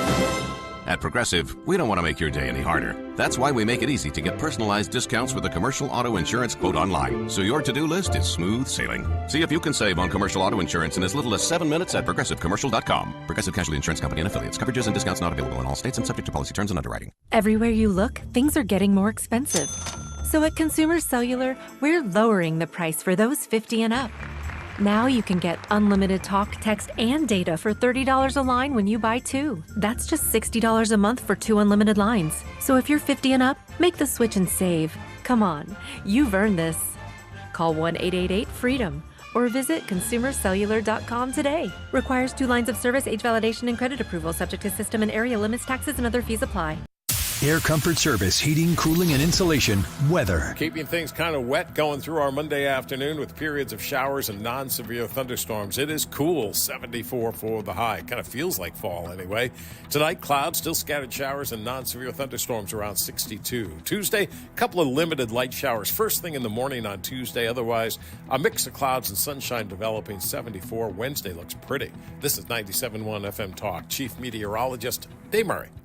Jen Teskey and RE/MAX Alliance have been helping people relocate, sell their homes, buy new homes, downsize, upsize, all of the different reasons why you are going to end up buying a new home or selling yours. They are the experts at that. Jen Teskey and RE/MAX Alliance are reachable at 618-541-1010, 618-541-1010. And I speak specifically about Jen Teskey as a wonderful, wonderful friend of mine. She's very kind, and she is feisty when it comes to making sure that your experience is going to be one that is top notch. They have a lot of experience in the Illinois areas of Edwardsville, Glen Carbon, Maryville, Troy, and Collinsville, anywhere around those areas. If you're looking to buy and sell, you want to connect with Jen Teskey at RE/MAX Alliance. You can call them or text them directly at 618-541-1010. That's 618-541-1010. You can visit them online and learn everything you need to know about homes they have for sale or how to connect with them also at jenteskeyhomes.com. When you're approaching retirement, there are a lot of questions to answer. Do you have enough money to fund your income for life? How should you claim Social Security? And what's your plan for health care and long-term care? Hi, I'm Eric Robert, Director of Investments with the ClearPath Wealth Management Group at Stifel and host of On the Money Saturday mornings at 11 on 97.1 FM Talk. Don't leave your retirement to chance. It's crucial to understand and address relevant risks before you retire. Our team can help you get organized, guide you through critical retirement decisions, and create an investment portfolio designed around your needs. To schedule your free retirement plan consultation, go to clearpathinvesting.com. That's clearpathinvesting.com. Or call us at 636-695-2650. That's clearpathinvesting.com or 636-695-2650. Stifel Nicholas and Company Incorporated, member SIPC and NYSE. Just imagine being walked all over for 36 years. Who would do that? The great customers of Reinhold Flooring, that's who. For over 3.5 decades, Reinhold Flooring has been the mecca for carpet, hardwood, vinyl, laminate, and area rugs. Reinhold Flooring is customer-driven with a focus on top-quality products and installations from the best team in the business. So come on in and walk all over your next flooring at Reinhold Flooring. Visit them at 5429 Telegraph Road in St. Louis or online at reinholdflooring.com. Hey, it's Mark Reardon. If you're nearing retirement or already retired, call my friends Thomas Helbig and Bob Kershaw with the Retirement Advisory Group. They'll show you how linking to the market is much safer than owning the market for your retirement savings. They're the official financial advisors of my show. Go to retirementkey.com. The Annie Fry Show YouTube live chat poll of the day is happening now. Tune in to the Annie Fry Show live stream. Vote and be a part of the conversation by typing in Annie Fry on YouTube. subscribe, and leave a comment. That is exactly what I needed to hear. Thank God someone here knows what they're talking about. That's us. That's right.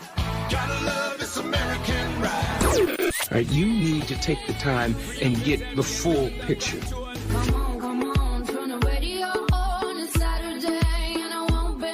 Don't get me wrong, I love the ladies. I mean, they rev my engine, but they don't belong in the newsroom.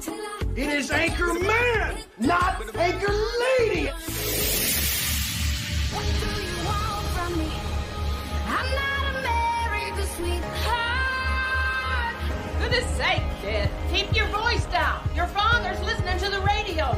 I'm not America's sweetheart. This is the Annie Fry Show. There's an outpouring of support tonight for the St. Louis Metropolitan Police Department after the death of Officer David Lee. He was struck and killed this morning while responding to an accident on Interstate 70. Now, First Alert 4 is confirming through multiple sources tonight the name of the person detained in this deadly crash.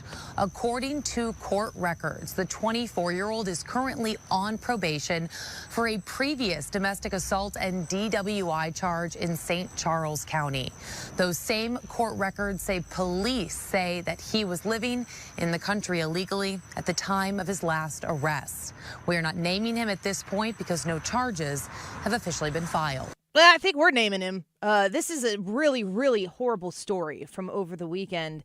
Officer David Lee, this is a St. Louis police officer. He's 44 years old and was hit on Interstate 70. KMOV, firstalert4.com, if you haven't seen the story on this.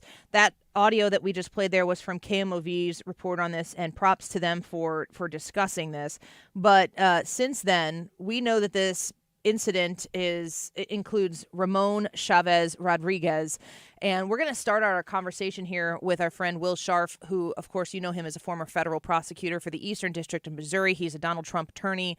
You know a little bit about this, and this is going to turn into quite a big story due to the details of the matter. An officer, St. Louis police officer, is dead because of this man. What do we know about Chavez Rodriguez? Yeah, so first of all, my heart goes out to Officer Lee's family, his friends, to everybody who knew him.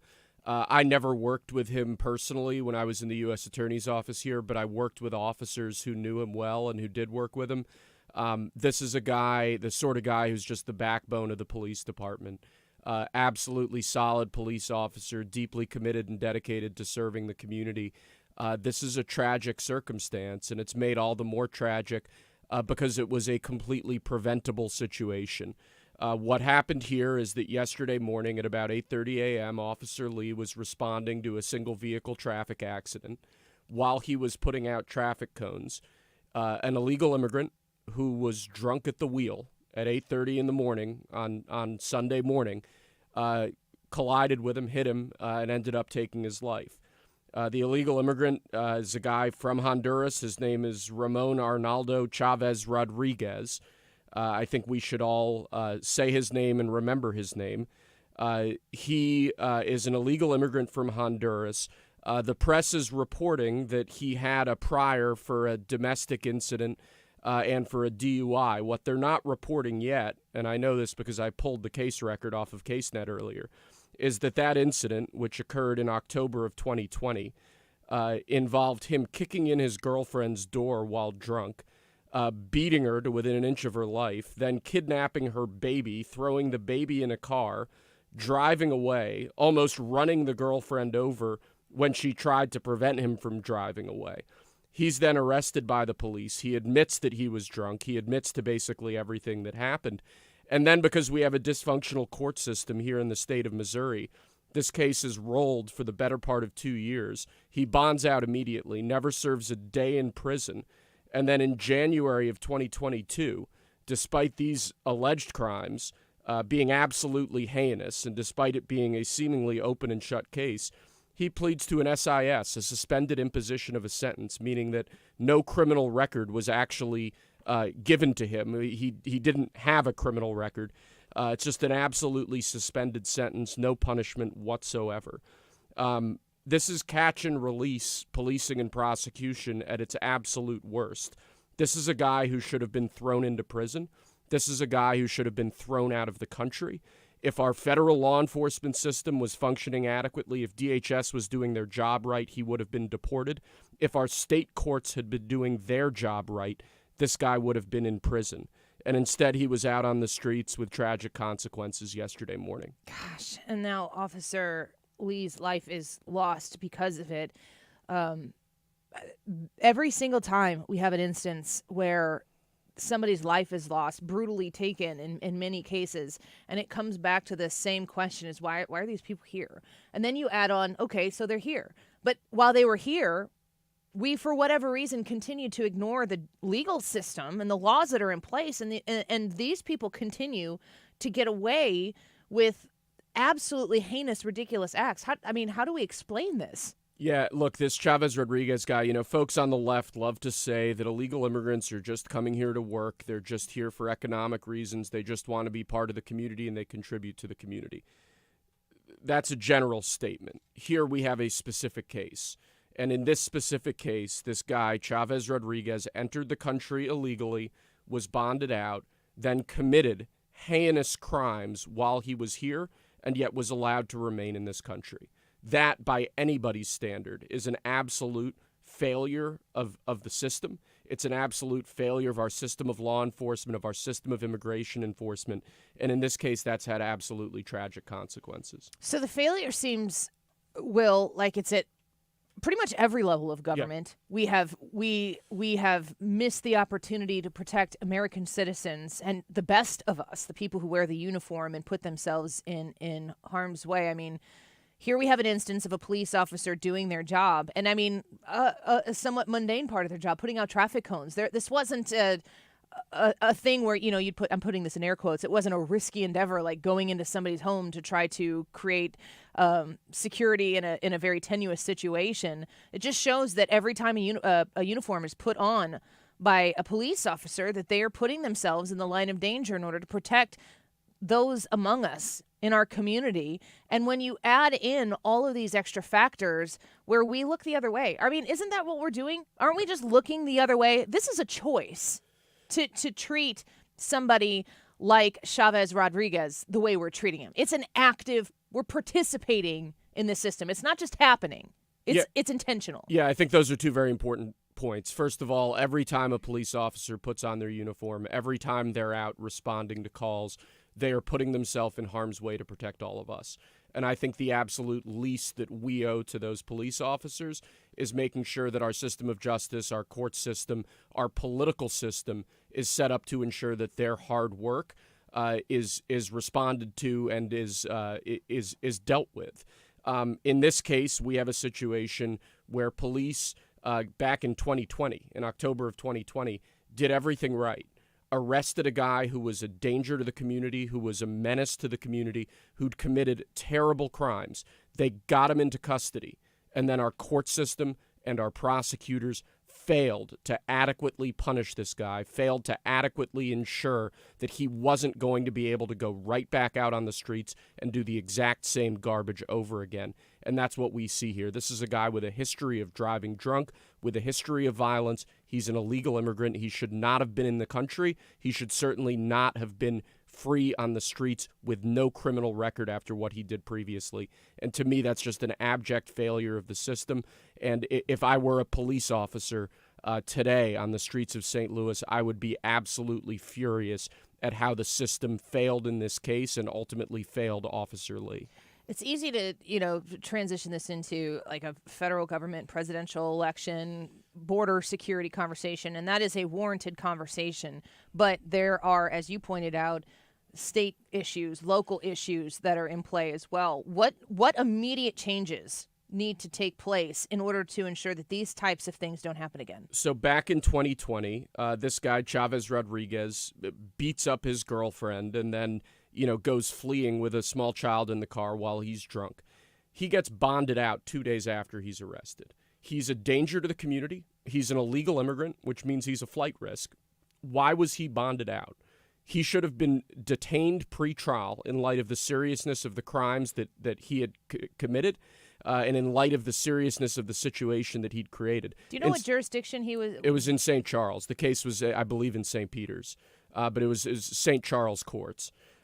He gets bonded out immediately, and then his case drags for a year and a half. And instead of throwing the book at this guy and making sure that he serves real time for a domestic assault second for serious crimes that he committed, instead of throwing the book at him, prosecutor lets him take an SIS plea. That means that if he walks down his probation, he doesn't even have a criminal record at the end of it. I mean, to me, that's just an abject failure of the system here. And it's made all the more so by the fact that this guy was illegally in the country. I don't know why he wasn't detained. I don't know why he wasn't turned over for deportation, why he wasn't kicked out of the country, and why he was allowed to remain in the community. Certainly in light of the fact that even after coming to this country illegally, he's flagrantly violating the law. This guy's lost his right to stay here. He should not have been on the streets. Yeah, absolutely. And now we have lost life over it, his presence here, and the continuation of his incredibly irresponsible decisions that affect other people, and now it's going to affect everybody who loved and knew Officer David Lee, who was 44 years old, who was struck by him on Interstate 70. I mean, the people who are going to be affected in continuation with these types of decisions, they're listening to this show right now. You're talking about St. Peter's, you're talking about St. Charles.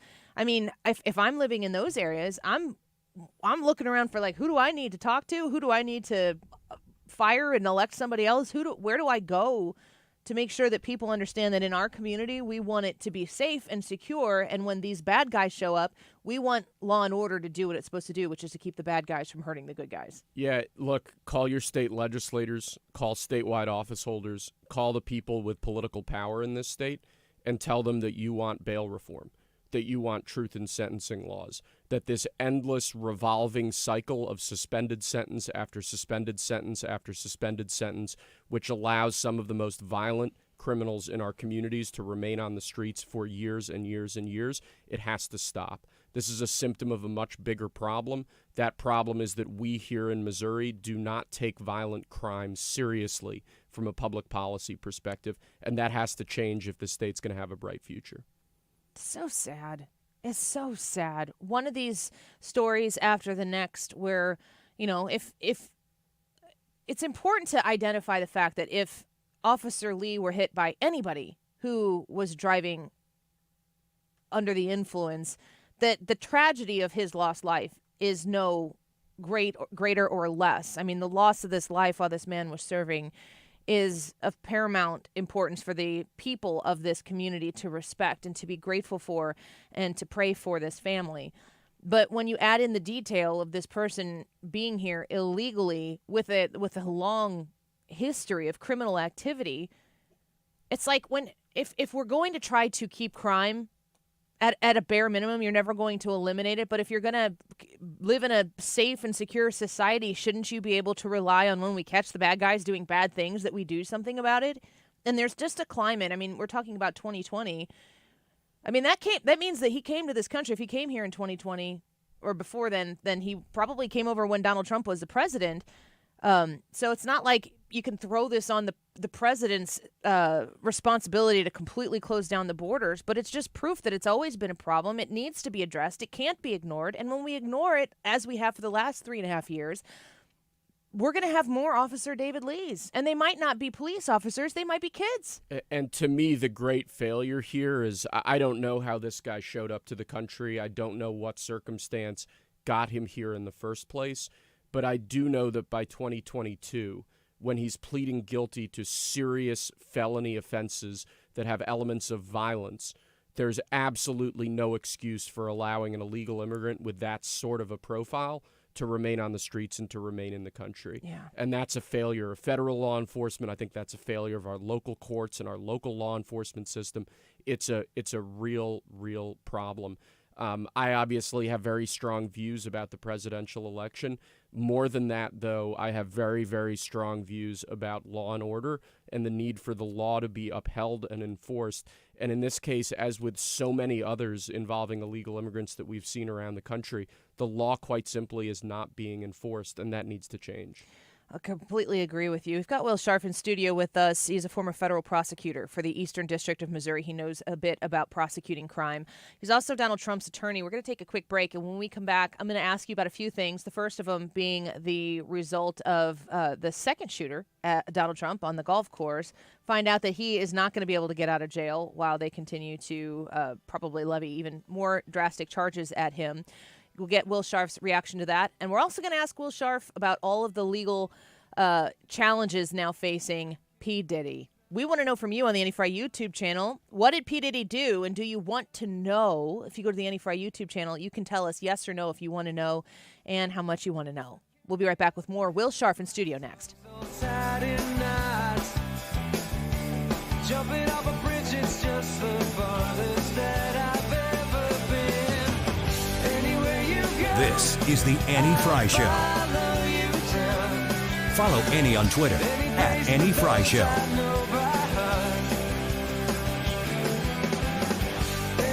Warning, the following ZipRecruiter radio spot you are about to hear is going to be filled with F words. When you're hiring, we at ZipRecruiter know you can feel frustrated, forlorn even, like your efforts are futile, and you can spend a fortune trying to find fabulous people, only to get flooded with candidates who are just fine.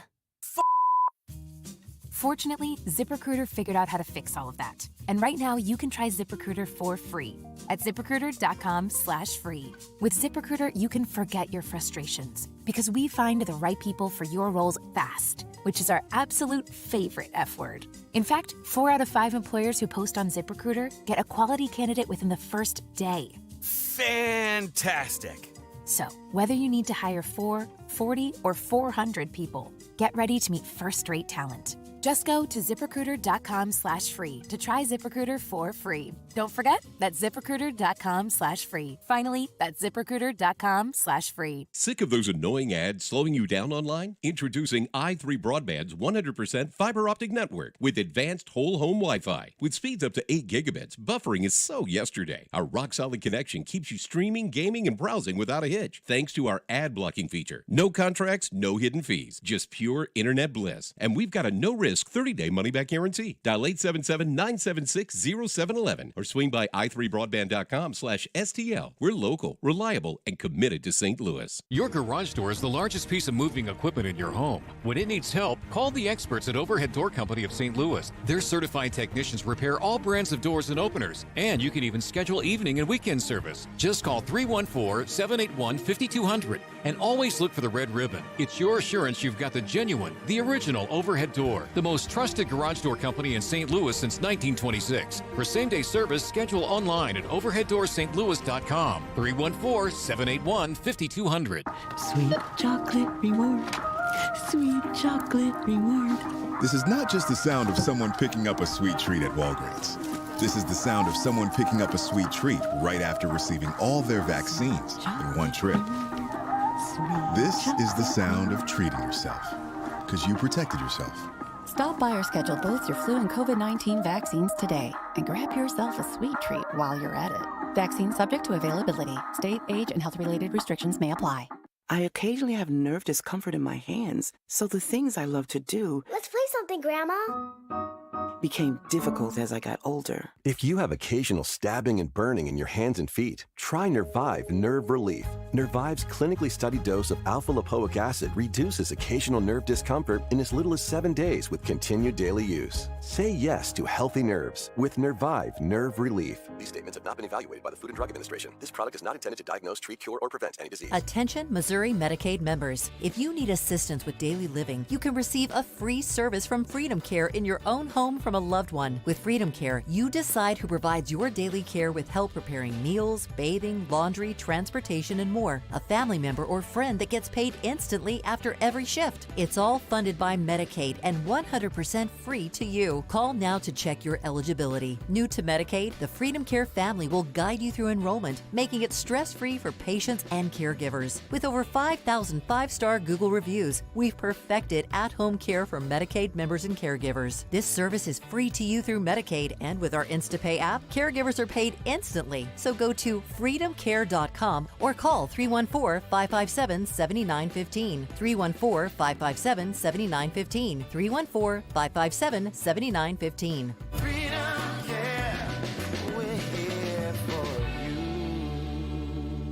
You're listening to the Annie Fry Show live from the Air Comfort Service Heating, Cooling, and Insulation Studio. Air Comfort Service is proud to support Greater St. Louis Honor Flight. Sign your veteran up for the Honor Flight today at gsLHonorFlight.org. And for heating services, visit aircomfortservice.com. The Mark Reardon Show. Paul Morrow. All roads, at the end of the day, lead to Alejandro Mayorkas. We all are having the same conversation about how this could have happened twice, etc. But at the end of the day, we still have not heard from the guy who's responsible. Weekdays from 3 to 6.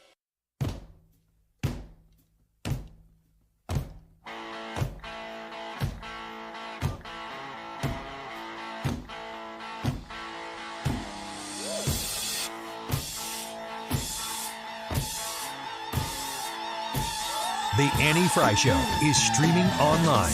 Watch us live on YouTube and subscribe.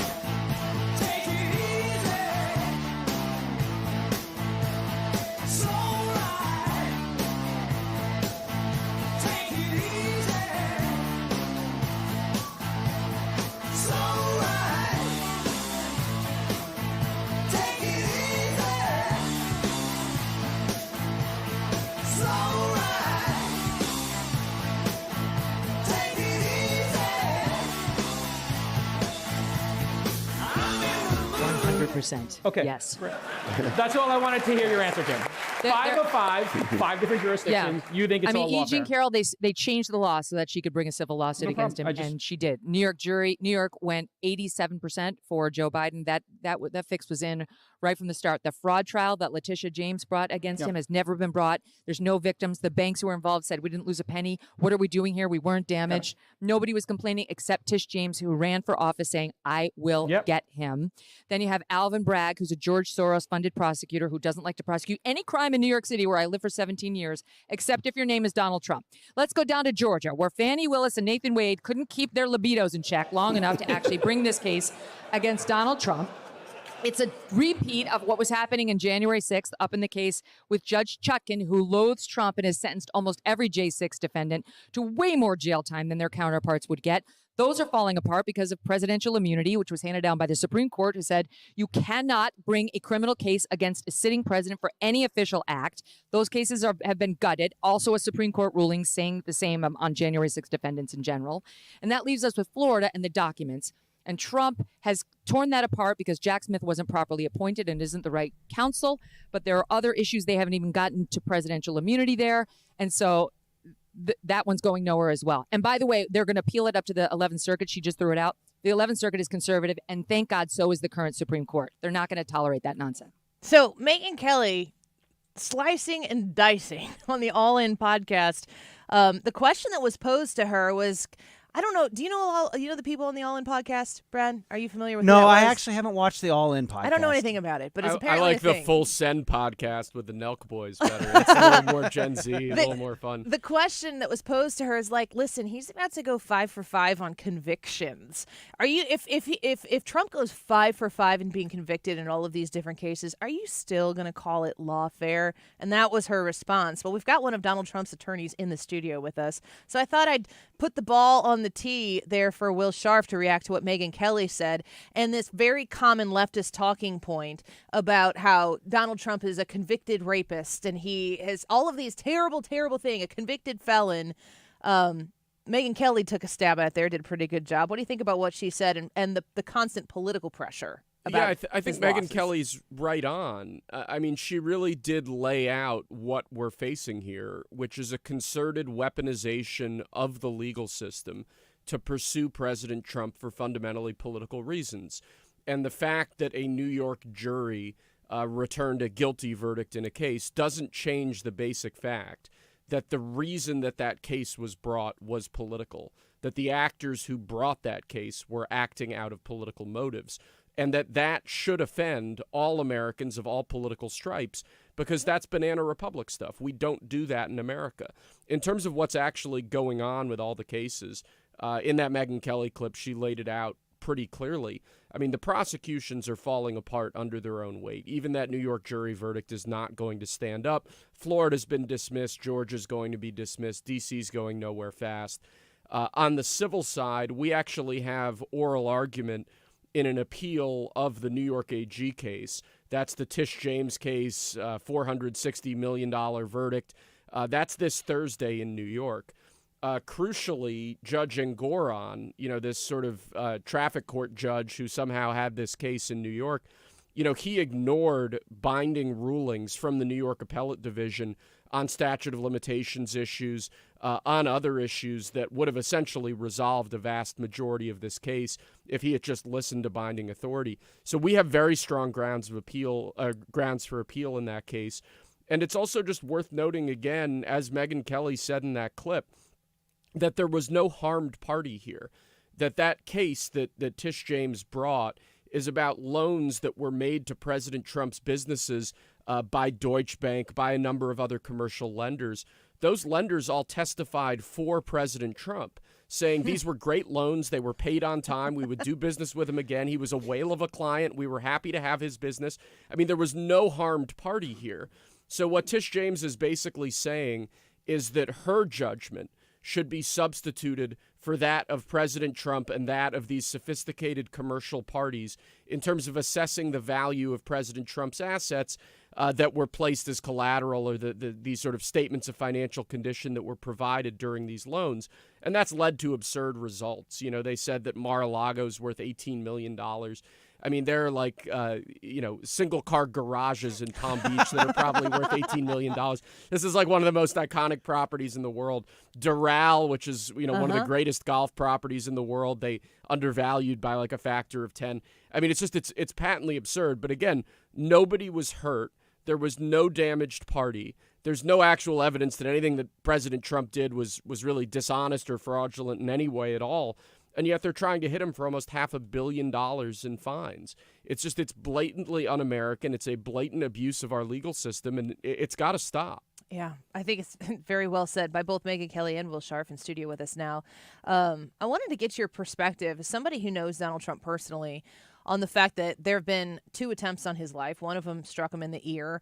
And for some reason, it's one of the most baffling things to me of the people on the left, the people who are so obsessed with Donald Trump politically, obsessed. They're like, it just hit his ear. I'm like, do you know where your ear is? It is attached to your head, which is holding your brain. I mean, he was centimeters away from, less than that, death. And it was just a matter of a head turn that saved his life.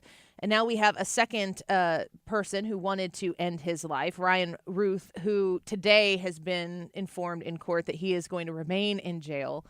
I just want to know what your thoughts are. Anywhere you want to talk about this issue with the Secret Service, the security that is being provided to Donald Trump's ability to continue campaigning throughout the threats on his life, and how it's affecting what might happen in 43 days when the election is over. Look, we've had in the last 2 months, little more than 2 months, 2 of the most serious attempted assassinations of a president or presidential candidate in modern American history. You have to go back to 1981 with Ronald Reagan to find something that comes close to what we've seen twice now in 2 months. I think there's a reason for that. I think that the way that the left has heated up the rhetoric against President Trump for years and years and years, the fact that you have Hillary Clinton and Joe Biden and Kamala Harris saying over and over and over again that he is a threat to democracy, that he's the next Hitler, that he's a fascist, that he's a racist, that he's a bigot. They say this stuff over and over and over again. And words have impact and words have meaning. And what they've done is they've spun up a segment of their base who actually believes what they're saying, who actually believe that Donald Trump is the next Hitler, even though that's patently absurd. And these crazies, like this guy down in Florida, are going to jump through any hoop and go to any end to prevent Donald Trump from getting back to the White House, where I believe he belongs. And that is just a very scary dynamic that we're living through right now. So I think obviously the Secret Service need more resources. They need to be doing a much better job of protecting President Trump. They need more resources to protect him better. Yeah. I think the actual agents around him, I think they've done a pretty good job. They just need a lot more in the way of that. And then on top of that, I think we need folks on the left to actually finally have a moment of introspection and realize what they're doing, which is just wrong. That for narrow political purposes, they've turned a segment of our country into just these sort of rabid lunatics who don't have a firm grasp on reality anymore. And I think that's a real problem. So my question is this, Will. We've from the beginning of the time that you've joined us today, we've talked about failures in the Justice Department. Failures in the Justice Department, we see weaponization in the Justice Department, and now we're looking at failures in the Secret Service.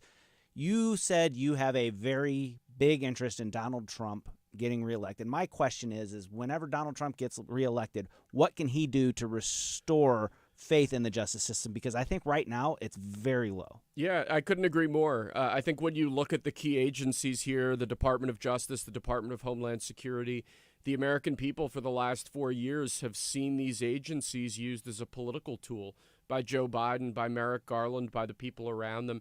And so it's understandable that we've lost faith in them.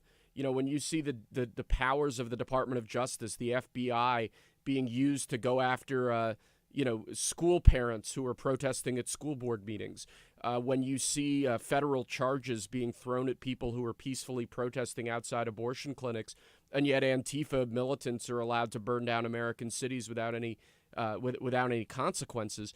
I mean, obviously the American people are going to lose faith in the institutions that have been a part of that dynamic.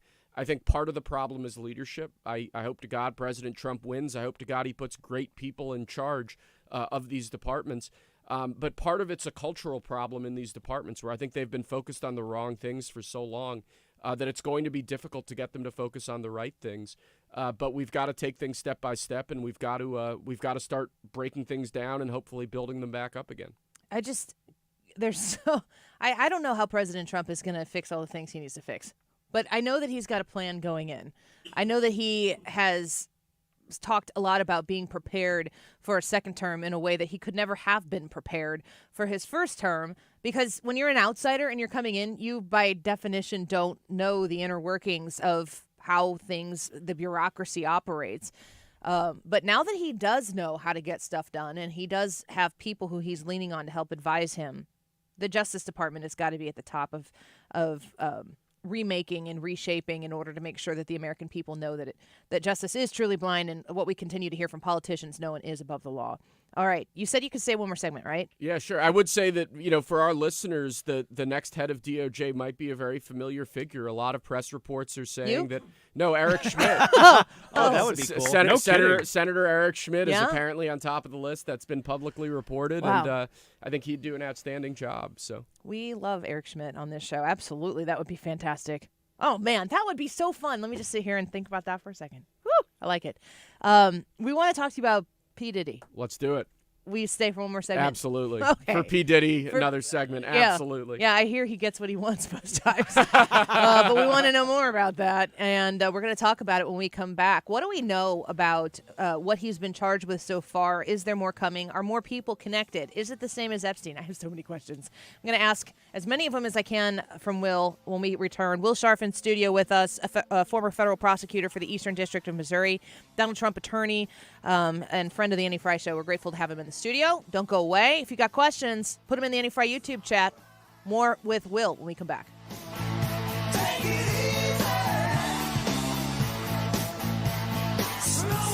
This is the Annie Fry Show. Find the podcast, on-demand audio, and more at 971talk.com/Annie.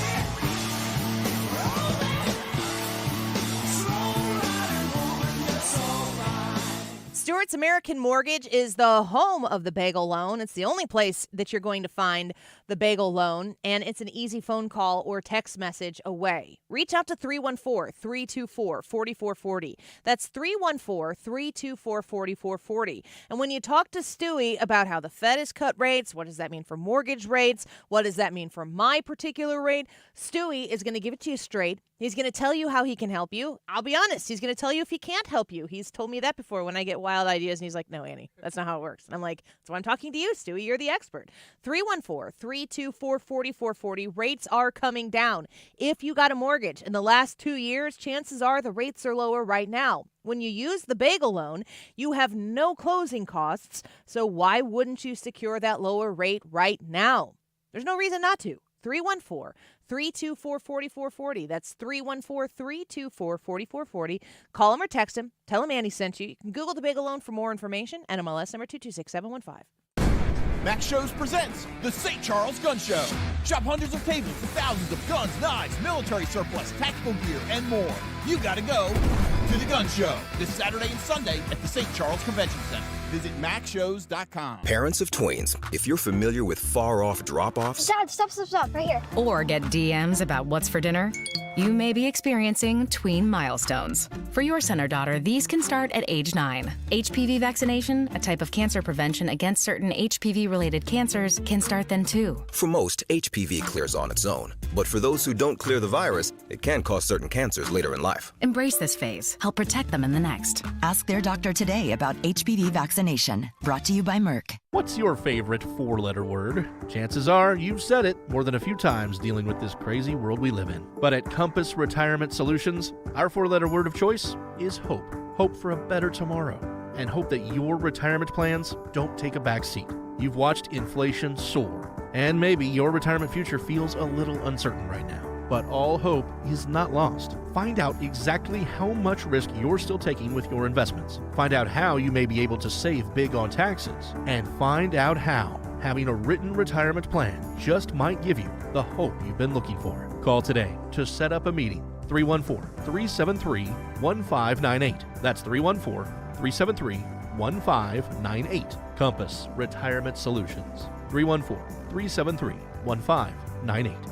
Firm offers insurance services but does not provide tax advice. Investments and services offered through Compass Retirement Group, a registered investment advisory firm in Missouri and Illinois. Investing involves risk, including the potential loss of principal. What's it going to take for you to realize the IRS is in full-blown attack mode, and if you have IRS issues, your timely response is critical? Hi, this is Lance Drury with the Lance Drury Law Firm. We certainly know the IRS has ramped up efforts because we're seeing a lot more clients with threats of intents to seize property or levy rights to property. If you have IRS issues, call the Lance Drury firm today. Today, don't wait. Those IRS notices have hard deadlines for exercising your appeal rights. If you miss the deadline, your rights to a legal appeal are gone. Let the Lance Drury Law Firm get between you and the IRS today, and we'll help you manage your case to achieve the best outcome. IRS problems are serious legal matters, so call Lance Drury Law Firm, located right here in St. Louis. Don't wait. Call 314-260-6120. That's 314-260-6120,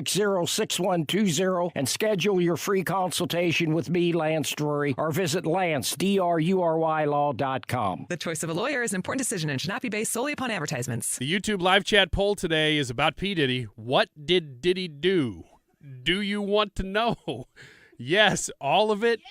Yes, but the bare minimum? No, I don't want to know, and no, I don't care. There are 4 options, 2 of them yeses, 2 of them nos. Let us know what you think about the Diddy situation and how much you want to know. And guess what? You're going to know a little bit more after this next segment, so stick around. YouTube live chat poll, let us know. 144, this time check is sponsored by Jerry Kelly Heating and Air Conditioning. It's time for a $98 furnace tune-up. 12 amazing children, one special evening. The Night of Rock Stars is this Friday, and it gives special needs kids a celebrity treatment they'll never forget. Join us for this month's Conservatives Care, the Night of Rock Stars, by visiting 971talk.com/events.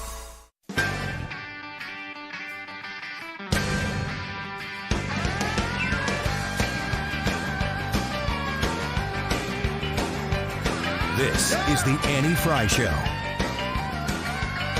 Follow Annie on Twitter @AnnieFryShow. Well, speaking of TROUBLE, let's talk about P. Diddy, because I'm very interested in this story. The connections that P. Diddy has in Hollywood, I don't know if they're limited. It feels like he's got a connection to everybody who's in Hollywood. And we've been told that he's been put on suicide watch, and he's in one of the, worst places in detention right now in New York that you can be. And I asked Will, I'm like, can we talk about this? And he said we can. So, Will, what do you know?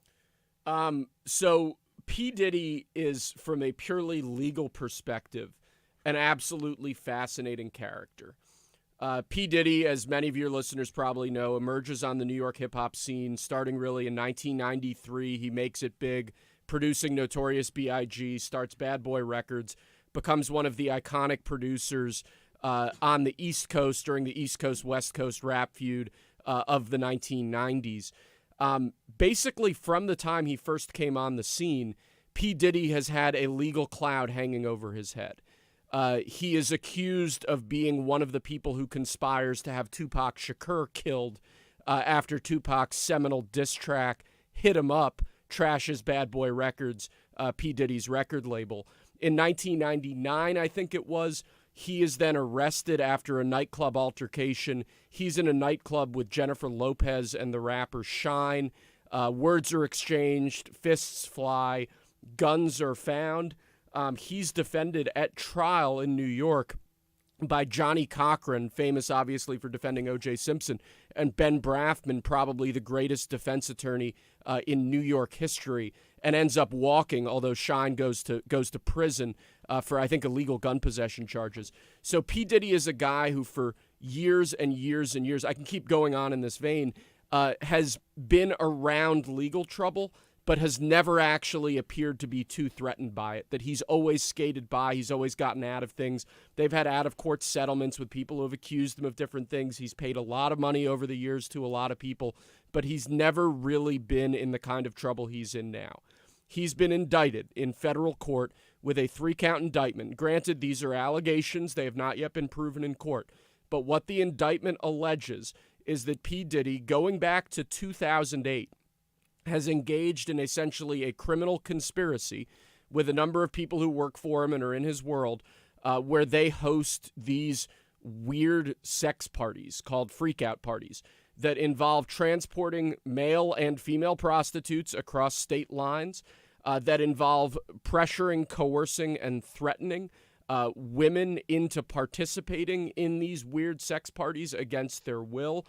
P. Diddy has been charged with 1 count of conspiracy, 1 count of sex trafficking, and then 1 count of transportation of a prostitute across state lines, essentially. But the actual allegations in the indictment are that this was a very well-established conspiracy, essentially, that he and his compatriots had been doing this for years, that they're transporting hookers and strippers and women all over the place, that they're threatening people, they're threatening people's jobs, they're threatening people with violence. There's guns involved. There's a ton of drugs involved. When they raid his apartment, they find like gallons and gallons of baby oil. This is like really, really weird stuff. Really, really weird stuff. And I would not want to be P. Diddy right now, is all I'll say. So there's a lot of connections in the chatter that's out there about P. Diddy and Epstein.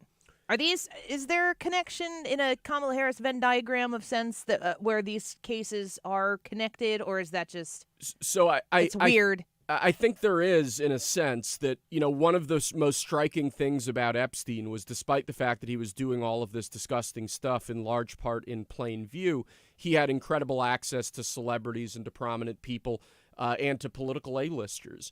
I think with Diddy, you see exactly the same dynamic, where he hosted for years in the Hamptons this thing called the White Party, which was like a place that celebrities had to be seen at, and every actor and every person was going to these parties that P. Diddy was throwing that apparently were a little crazier than folks were admitting publicly. P. Diddy has been around politics. He's been around politicians. He's been around New York forever. His circle is very, very wide, similarly to how wide Epstein's was. And my guess is that if the full story of everybody who's been involved in these weird sex parties, if that were to ever come out, if Diddy's Black Book were to ever be published the way that we've often called for Epstein's Black Book to be published, I think you'd see a lot of surprising names on there, including potentially political names. The YouTube poll for today, if you haven't visited us on the YouTube live broadcast, in the live chat portion, you can tell us if you want to know about what P. Diddy did. You want to know, yes, you want to know all of it, yes, but the bare minimum, or no, you don't want to know, or no, you don't care. I'm surprised right now about how many people have voted that they don't care. Is there a reason why what P. Diddy has done so far should be the concern of the average American citizen and voter?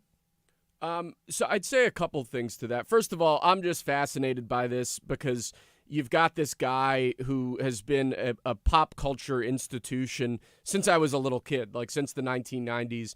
He's been around forever. The indictment alleges that this scheme started in 2008. So for the better part of 2 decades, he's been engaged in, widespread sex trafficking. That's just crazy. It's crazy that this hasn't come out before now. It's crazy that he hasn't been held accountable before now. I think when we talk about the justice system and there being this sort of 2-tiered system of justice, where particularly wealthy people with power and political access and all that are allowed to walk while other people aren't, I think that's really true of P. Diddy when you look at his whole history with this endless string of accusations and, incidents and just everything that's happened to him. He always seems to be one step ahead of the law until now, and I find that interesting. And then as we were getting at just a minute ago, I think it's interesting to see who else ends up getting wrapped up in this. I mean, Diddy's been around for long enough that if you're a celebrity, if you're somebody in New York, you've probably been pictured with him, you've probably hung out with him, you may have even attended one of his parties. Let's see what the next couple weeks have in store for us and along those lines. Okay, so when Ryan starts his question with "Okay," you mentioned Epstein. Now, Buckle thank up. you for doing that because now I have a little bit of a segue. Because I was talking with Mark Cox this morning. And I said I have a theory about this, and I need you to sort of give me the details to know whether this has any merit at all. So Epstein, we know nothing happened to You have a anybody. theory? Yeah. Nothing happened to anybody in his orbit. It's all just been completely shut down. The whole system rallied around him, basically. He got offed, and then everybody else is skated, essentially. My theory is that they're doing this to P. Diddy right now. They're bringing him in. They're going to try to sort of rally around him because they know they couldn't avoid it forever. They're going to do it now because they know that, hey, maybe in a few months, Donald Trump would remake the entire Justice Department. Let's get this thing going now so that we can rally the troops, minimize the damage, and make sure nothing happens. My question for you is, are these the same people in charge of the Epstein stuff that are going after P. Diddy right now? So I'll say this. There is, if your scenario is true, if this is about kind of a preemptive cover-up of P. Diddy in advance of Trump remaking the Department of Justice and bringing in much more serious people, which I obviously hope that he does, then the tell will be a rapid plea agreement, that this will get resolved very quickly as opposed to it dragging for many months as a case like this normally would. So far, P. Diddy's lawyers have been saying the opposite. They're saying that this is about consensual relationships with women. The implication is that women are chasing P. Diddy around because he's famous and rich and a celebrity and all that, and that they were voluntarily doing all this gross stuff with baby oil and whatever else. So far, that's the line out of Camp Diddy. If that line quickly It's changes, different than Camp David. Yeah, a just for little everybody bit, to know. but maybe Closer to Camp Lejeune. So if that line starts to change, Maybe not. If we see them coming to terms with these charges and a negotiated plea, which I don't think is going to happen, but that would certainly be an indication that what you're saying is true. I mean, I think that when you look at the Epstein, I think Epstein was killed. I think that the situation there is just so suspicious. And as you said, I think folks in DOJ they didn't want to admit that this crazy thing had happened there. There are a lot of videotapes. That's what we understand. P. Diddy had cameras everywhere. So the story that is being told is that he would have very high-profile people that were very powerful, wealthy people on tape doing things that you would not want to be seen in public doing on tape. It gave him a specific kind of power. Is there any right for the American public to see those tapes? If this case were to go to trial, a lot of that presumably would have to come into evidence. If it comes into evidence, does that mean it's public? It's a public record. I mean, some of it could be submitted under seal because you need to protect the privacy rights of third parties. But I would hope that in something like this, with a real public interest like that, if there are people in public life in America who have that sort of compromising material out there on them, I think there is probably a right for the public to know that. I mean, that's really scary stuff, the same way it was with Epstein. You know, what did Epstein have on Bill Gates? What did he have on Bill Clinton? What did he have on all these people? We've never really gotten to the bottom of that, and I would hate to see another scandal like that brushed under the rug. Does information regarding the Epstein stuff exist in a place that the president has access to it and could reveal it? My suspicion is that DOJ's files, you know, based on stuff that was confiscated from his house when they arrested him, confiscated from his plane. But my guess is that DOJ has a ton of information on Epstein that's never been publicly aired because he never went to trial. But that's supposition on my part. I've obviously never seen anything like that, and we may never know. Association with Epstein, association with Diddy is not. It's not, you're not complicit just by having been to a party, which is where I think that in a lot of these cases, I would want information to come out if I had an association, like an actual truly business professional association with either of those individuals on an up and up thing, but also a photograph of me being at a party where maybe I was at a party but didn't participate in anything that was illegal. Yeah, I mean, if you're just showing up to a dinner at Epstein's house, you know, before Epstein had ever been prosecuted for anything, maybe there's some weird art around there, and, you know, there seem to be a lot of young girls. You probably don't want to come back a second time, and, like, this is sort of a weird situation. But you had people who were flying off to his islands who, if the allegations are true, were participating in some of his most heinous crimes, and that puts them in a very different category. I think the same would be true with P. Diddy, that the fact that you went to a rapper's party doesn't make you guilty of a serious crime. But if you're engaged in some of the sort of behavior that's alleged in this indictment, if you're threatening women, if you're dealing with all this sort of seamy enterprise that he apparently set up, I mean, that's some pretty bad stuff, and I think we're going to learn a lot more in the next couple weeks and months. I am ready for unfettered access to truth because we have had everything guarded and handled for us for so long that I'm interested in truth. Will Scharf, it is always a pleasure. Come back soon. Love being with you guys. How Thanks so about much for having me. Thank you, Will. 2 o'clock hour of the Andy Fry Show. Next, don't go away.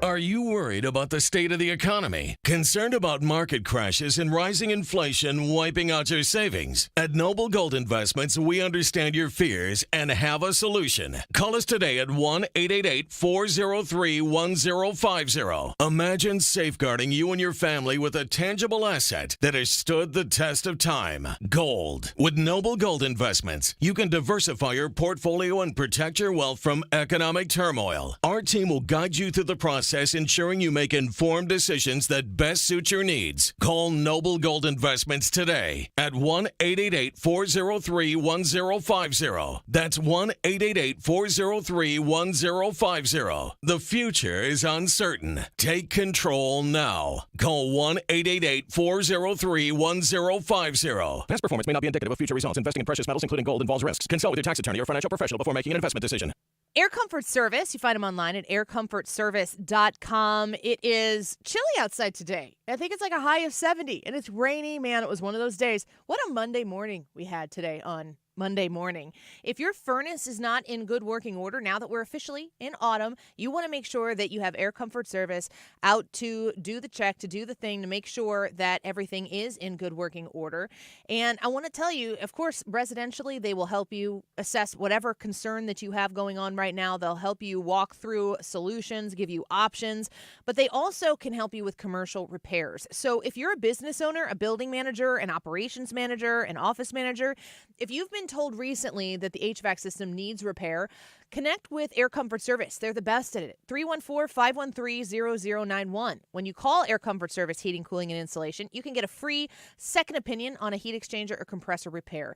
314-513-0091. aircomfortservice.com.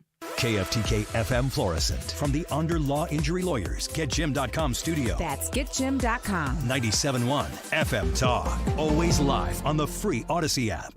Israel, Lebanon at it. I'm John Saucier, Fox News. Israeli Defense Force spokesperson David Mentzer with a warning for Lebanese civilians as Israel continues exchanging fire with Iranian-backed militant group Hezbollah in southern Lebanon. Israel could not be clearer to Lebanese civilians. If you live next to properties or homes in which Hezbollah is hiding its rocket launchers and weaponry, you should evacuate immediately. Fox's Nate Foy's in Tel Aviv, Israel, with more. The IDF says Hezbollah has fired an additional 80 rockets. Now, Lebanon's health minister is also providing an update on the death toll from this morning's airstrikes. It keeps growing, but right now, 274 have been killed, more than 1,000 injured as a result of today's strikes. Prime Minister Benjamin Netanyahu said, quote, "I promised that we would change the security balance, the balance of power in the north. This is exactly what we are doing. Israel's putting out evacuation orders in Arabic for the people of southern Lebanon." Still no ceasefire deal between Israel and Hamas, and it comes as both the Prime Minister of Israel and the President of Iran are set to address the UN General Assembly tomorrow in New York City. The main suspect in the second assassination attempt against former President Trump appearing in court. A magistrate judge, Ryan McCabe, granted the government's request to detain this suspect pending the resolution of charges. Fox's Dan Marie McNichols in West Palm Beach, Florida. Those court docs revealing a lot of information about the day of that assassination attempt. Now, while police searched Ruth's car, they found 2 additional license plates, 6 cell phones. One of those cell phones had a Google search of how to travel from Palm Beach County to Mexico. Now, additional new details come from a witness interviewed by the FBI who said Ruth had dropped off a box at his home a couple months ago with ammunition, a metal pipe, also some other building materials. America's listening to Fox News. Small business owners, we know finishing your to-do list can feel like rowing upstream. But it's a river, a whitewater river, and the only paddles you have are pool noodles. Then when a new to-do pops up, you're like, nope, I'm already rowing upstream with these pool noodle paddles. At Progressive, we don't want to make your day any harder. That's why we make it easy to get personalized discounts with a commercial auto insurance quote online, so your to-do list is smooth sailing. See if you can save on commercial auto insurance in as little as 7 minutes at progressivecommercial.com. Progressive Casualty Insurance Company and Affiliates. Coverages and discounts not available in all states and subject to policy terms and underwriting. Everywhere you look, things are getting more expensive. So at Consumer Cellular, we're lowering the price for those 50 and up. Now you can get unlimited talk, text, and data for $30 a line when you buy 2. That's just $60 a month for 2 unlimited lines. So if you're 50 and up, make the switch and save. Come on, you've earned this. Call 1-888-FREEDOM or visit consumercellular.com today. Requires 2 lines of service, age validation, and credit approval, subject to system and area limits, taxes, and other fees apply. Air Comfort Service, heating, cooling, and insulation, weather. Keeping things kind of wet going through our Monday afternoon with periods of showers and non-severe thunderstorms. It is cool, 74 for the high. Kind of feels like fall anyway. Tonight, clouds, still scattered showers and non-severe thunderstorms around 62. Tuesday, a couple of limited light showers first thing in the morning on Tuesday. Otherwise, a mix of clouds and sunshine developing, 74. Wednesday looks pretty. This is 97.1 FM Talk. Chief Meteorologist Dave Murray. Just imagine being walked all over for 36 years. Who would do that? The great customers of Reinhold Flooring, that's who. For over 3.5 decades, Reinhold Flooring has been the mecca for carpet, hardwood, vinyl, laminate, and area rugs. Reinhold Flooring is customer-driven with a focus on top-quality products and installations from the best team in the business. So come on in and walk all over your next flooring at Reinhold Flooring. Visit them at 5429 Telegraph Road in St. Louis or online at reinholdflooring.com. STS-armory.com if you are in the market right now for a firearm, if you are in the market for ammunition, accessories, or classes. Make sure that you connect with STS Armory in Illinois. They're located in Pontoon Beach, incredibly simple to get to off 270. They're at the corner of Highway 111 and South Drive, and they're about to upgrade their location in quite a cool way, so you're going to want to stay tuned for that. Another reason to connect to STS-armory.com, because all that information you're going to find right there on their website. As far as classes go, make sure that you have your FOID card, and if you don't know what a FOID card is, but you're looking to own a firearm in the state of Illinois, you can talk to Katie and Jesse and the amazing staff at STS Armory and find out what that means and how to acquire it, and they'll help you fill out the forms and make sure that you do everything by the book so that you are in congruence with the law. I think it's a very helpful thing to have an advocate out there that wants you to be able to support your Second Amendment, to help you do that, and to, of course, do it the way Illinois requires you to do it. As well with your conceal and carry license, you can get that qualification there, your renewal also.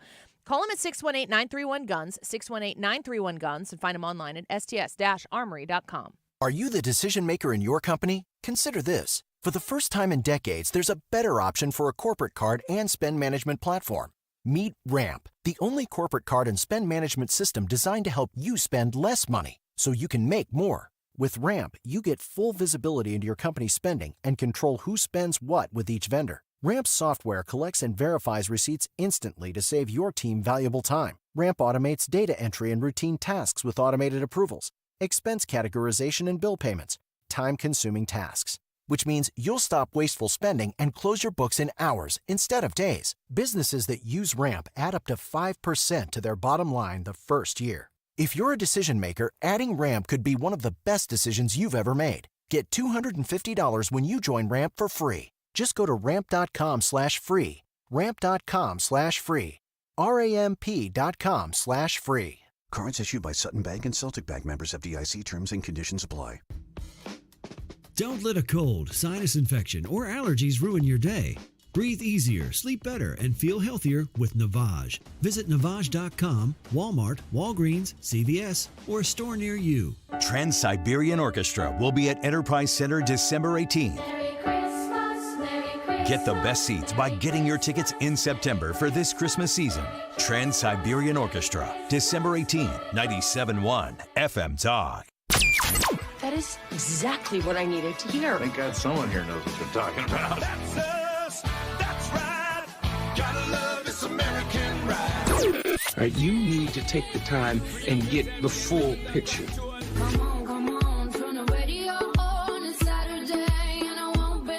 Don't get me wrong. I love the ladies. I mean, they rev my engine, but they don't belong in the newsroom. It is Anchor Man, not Anchor Lady.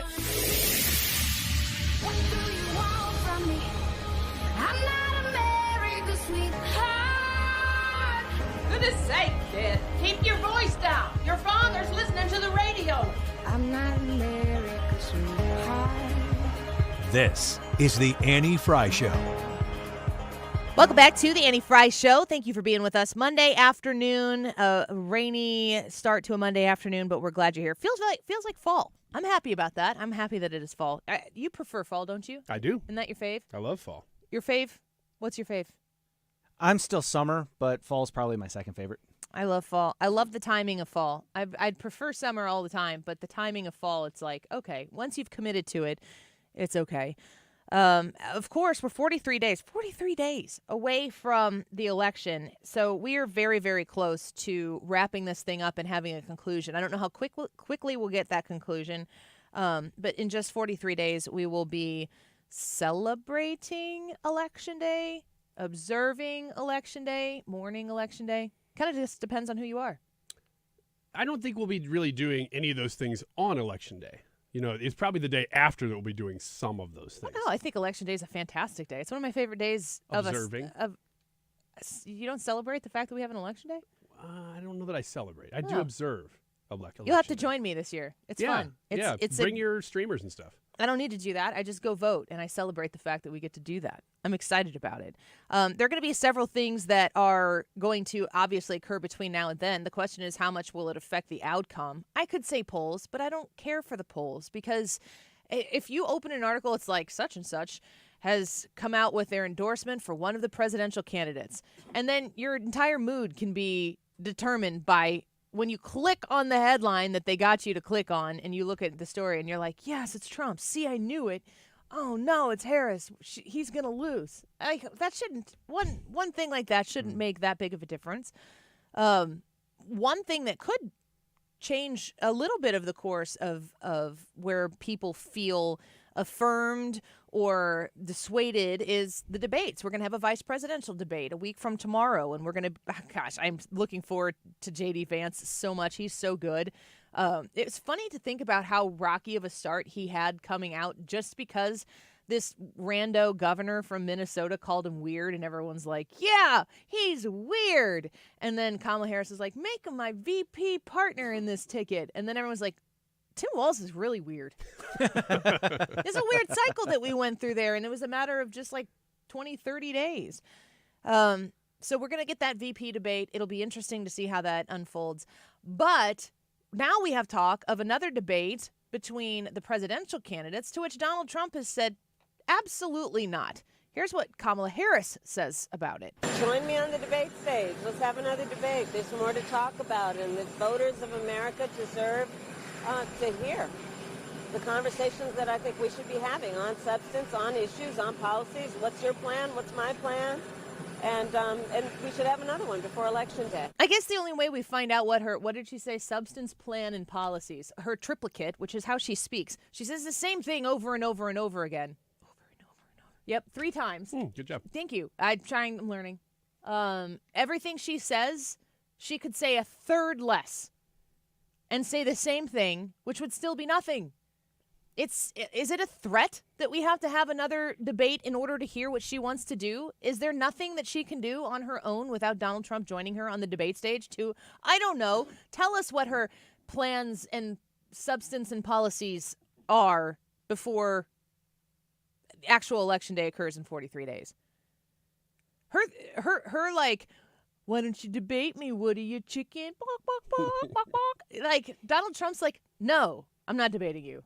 You can do whatever you want. I'm not debating you. And he shouldn't debate her. There's nothing to be gained by Donald Trump. I don't know that Kamala Harris is really going to do herself that big of a service by debating once again. She's really bad at it.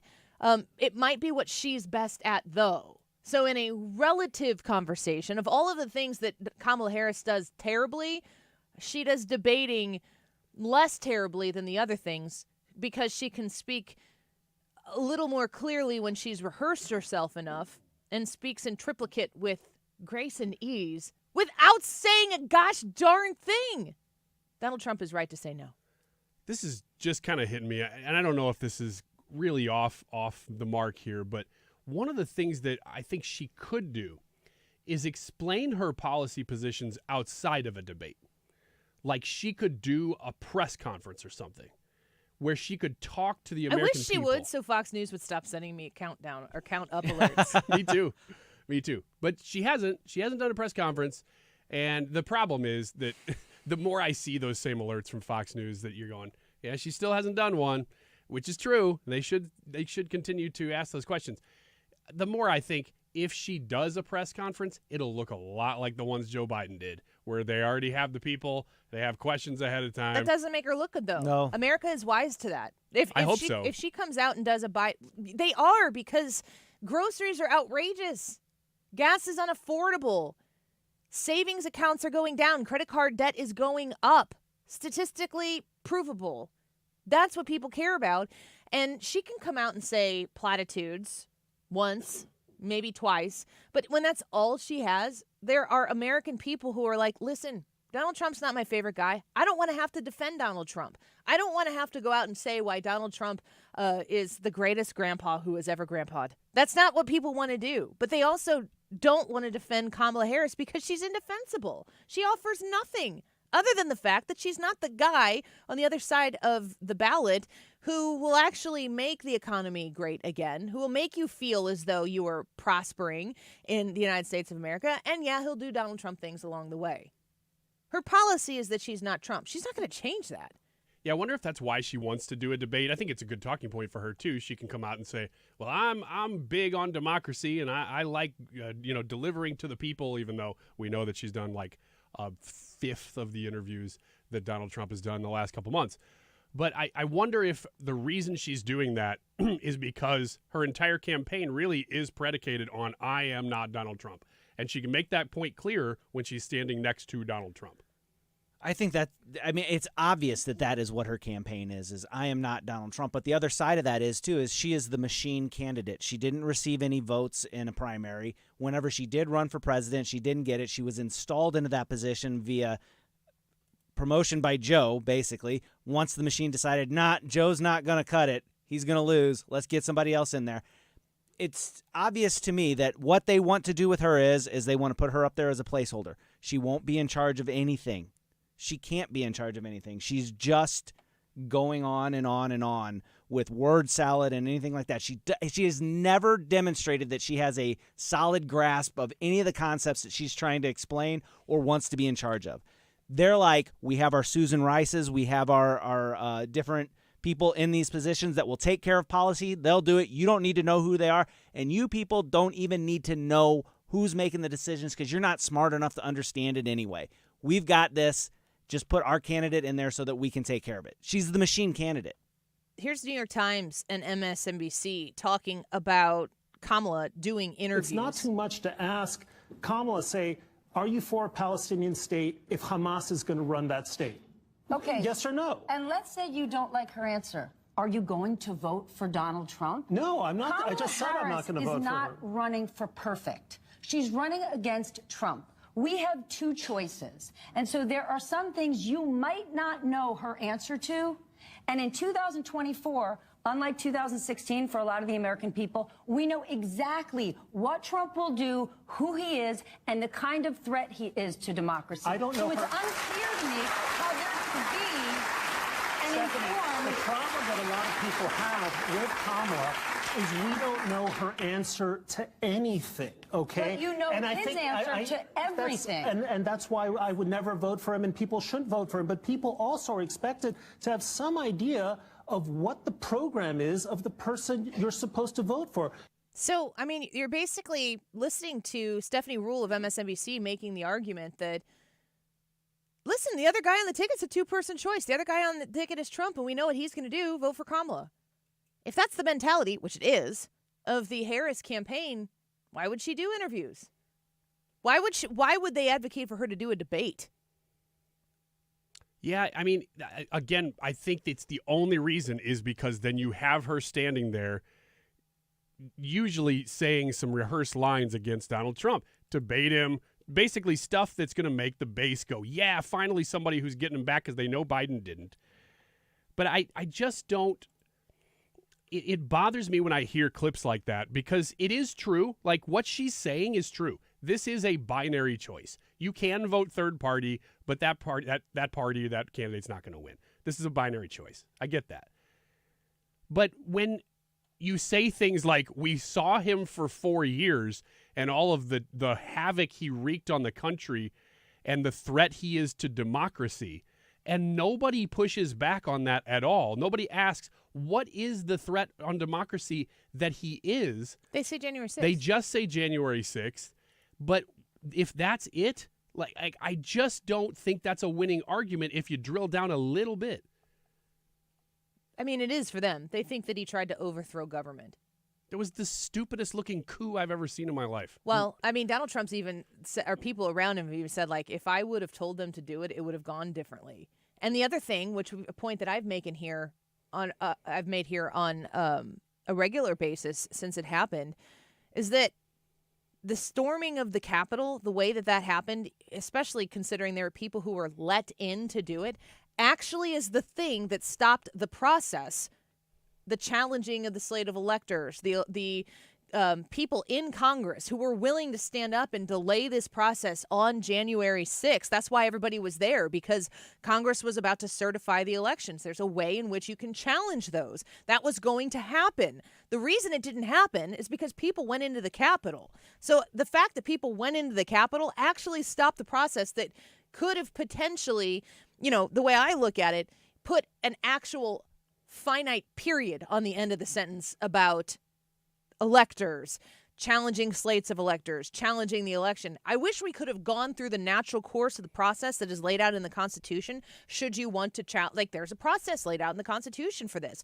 We could have gone through that process, but we have this hanging chad, this ending. If you've ever gone to a movie and it doesn't end with a conclusion, and you're like, what the heck was that? You need to know. We didn't get the conclusion, which very well could have and would have ended up with Joe Biden becoming the president of the United States, as he did when Donald Trump left office on the day that Joe Biden was inaugurated. He did not fail to leave office. Joe Biden has been the president. That's indicative of the disaster area that the United States has become in his presidency, along with Kamala Harris. But people going into the Capitol the way they did hindered Donald Trump's ability to challenge the election. It didn't make it easier for him to overthrow anything. It actually was hurtful, which that in conjunction with people being let into the Capitol and in conjunction with the lack of answers and response that the American people have about why the National Guard was refused by Nancy Pelosi, why there wasn't more security provided when Donald Trump said, hey, we should probably have more security. There's going to be a lot of people here. Why we don't understand the full role of what the feds were doing in the process there on that day. Like, there's a lot of questions that have never been answered, and the process of people going into the Capitol actually stopped the process of decertifying the election. The air quotes insurrection hurt Donald Trump politically and helped the left. Why do we never talk about that? And if the people going into the Capitol, if the people facilitating that, opening the doors and letting people in, actually stop the constitutional process of certifying or decertifying, depending on how the process lays out, if that air quotes insurrection of people casually walking through the Capitol stop that decertification or certification process, then maybe it did become a threat to democracy against Donald Trump. Maybe. So maybe there is a threat to democracy, but maybe we've been looking in all the wrong places. The YouTube live chat poll for today is, what did P Diddy do? Do you want to know? Yes, you want to know all of it. Yes, but you want to know the bare minimum. No, you don't want to know any of it. Or no, you don't care. I'm kind of surprised at how many people don't care at all. I can understand not really wanting to know the details, especially when you scratch the very surface of the whole thing, being like, I don't want to know any more of that. But I do think that this is one that we should care about. Let's discuss and see what Brad and Ryan think about it when we come back. And I'm floating between two answers here. I thought I was definitely in one, but I might be in a different one. Let's discuss. Give us some of your comments as well on the Annie Fry YouTube channel. We'll be right back. Gotta make this dirt rock glow. Just so you know. Light shine bright everywhere. You're listening to The Annie Fry Show on St. Louis's home for conservative talk. The Annie Fry Show is streaming online. Watch us live on YouTube and subscribe.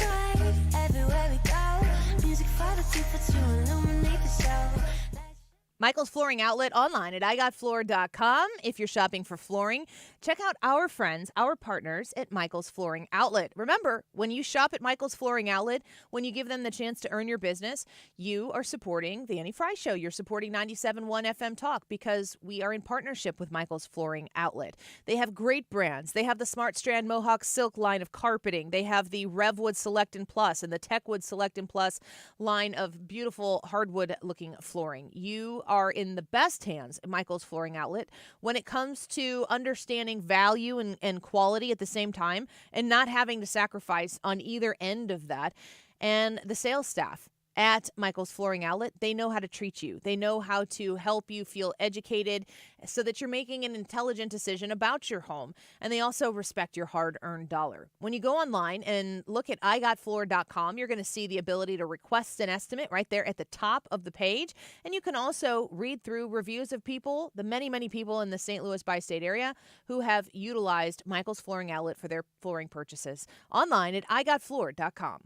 I'm John Oran, Puck's sports correspondent, and I have a new podcast called The Varsity, where I will take you inside the executive suites and owners' boxes that run the entire sports business. Twice a week, I will bring on the smartest people I know to break down the hottest topics in sports media and give you a window into the inside conversations that are happening throughout sports media. So be sure to follow and listen to The Varsity Podcast, available now on the free Odyssey app or wherever you get your podcasts. Guys, it's time to take charge of your health with my friends at Victory Men's Health. Mark Cox here. I already love what they do at Victory. They do hormone optimization, sexual health, weight loss, even vitamin deficiencies. Now they're offering specialty cardiovascular testing and even early detection cancer screening.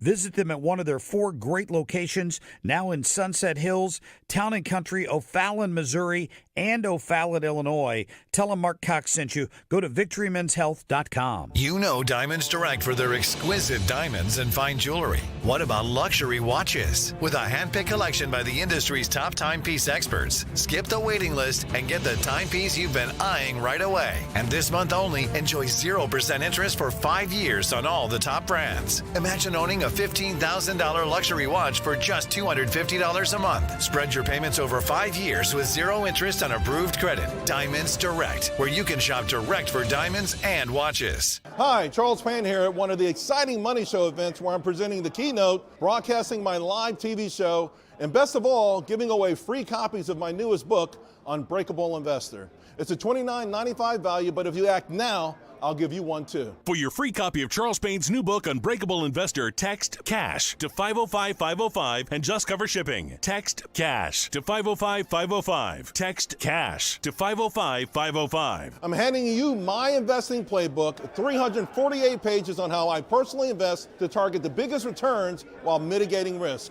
It's how I've been with the market, so I never break. Guidance so crucial for today's investors that I'm covering the cost of the book and giving you a copy for free. To get your free copy of Charles Payne's new book, Unbreakable Investor, text the word CASH to 505-505 and just cover shipping. Text CASH to 505-505 while supplies last. Text CASH to 505-505 right now.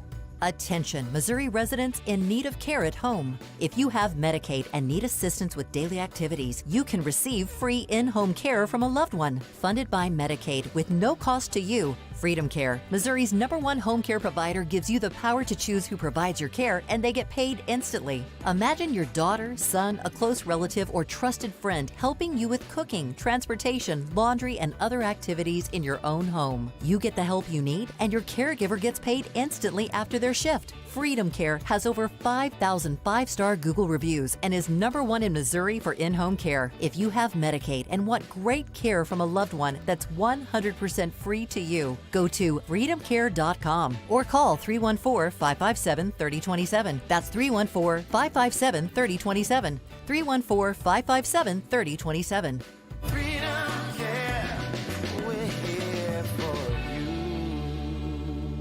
You're listening to the Annie Fry Show live from the Air Comfort Service Heating, Cooling, and Insulation Studio. Fall weather is on its way. Time to schedule your heating system check to make sure you heat your home safely. Schedule your heating system check today at aircomfortservice.com.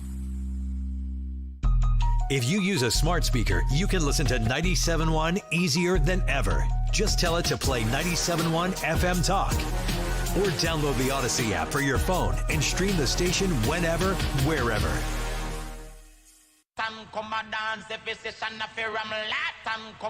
This is the Annie Fry Show. Follow Annie on Twitter at Annie Fry Show. Hey,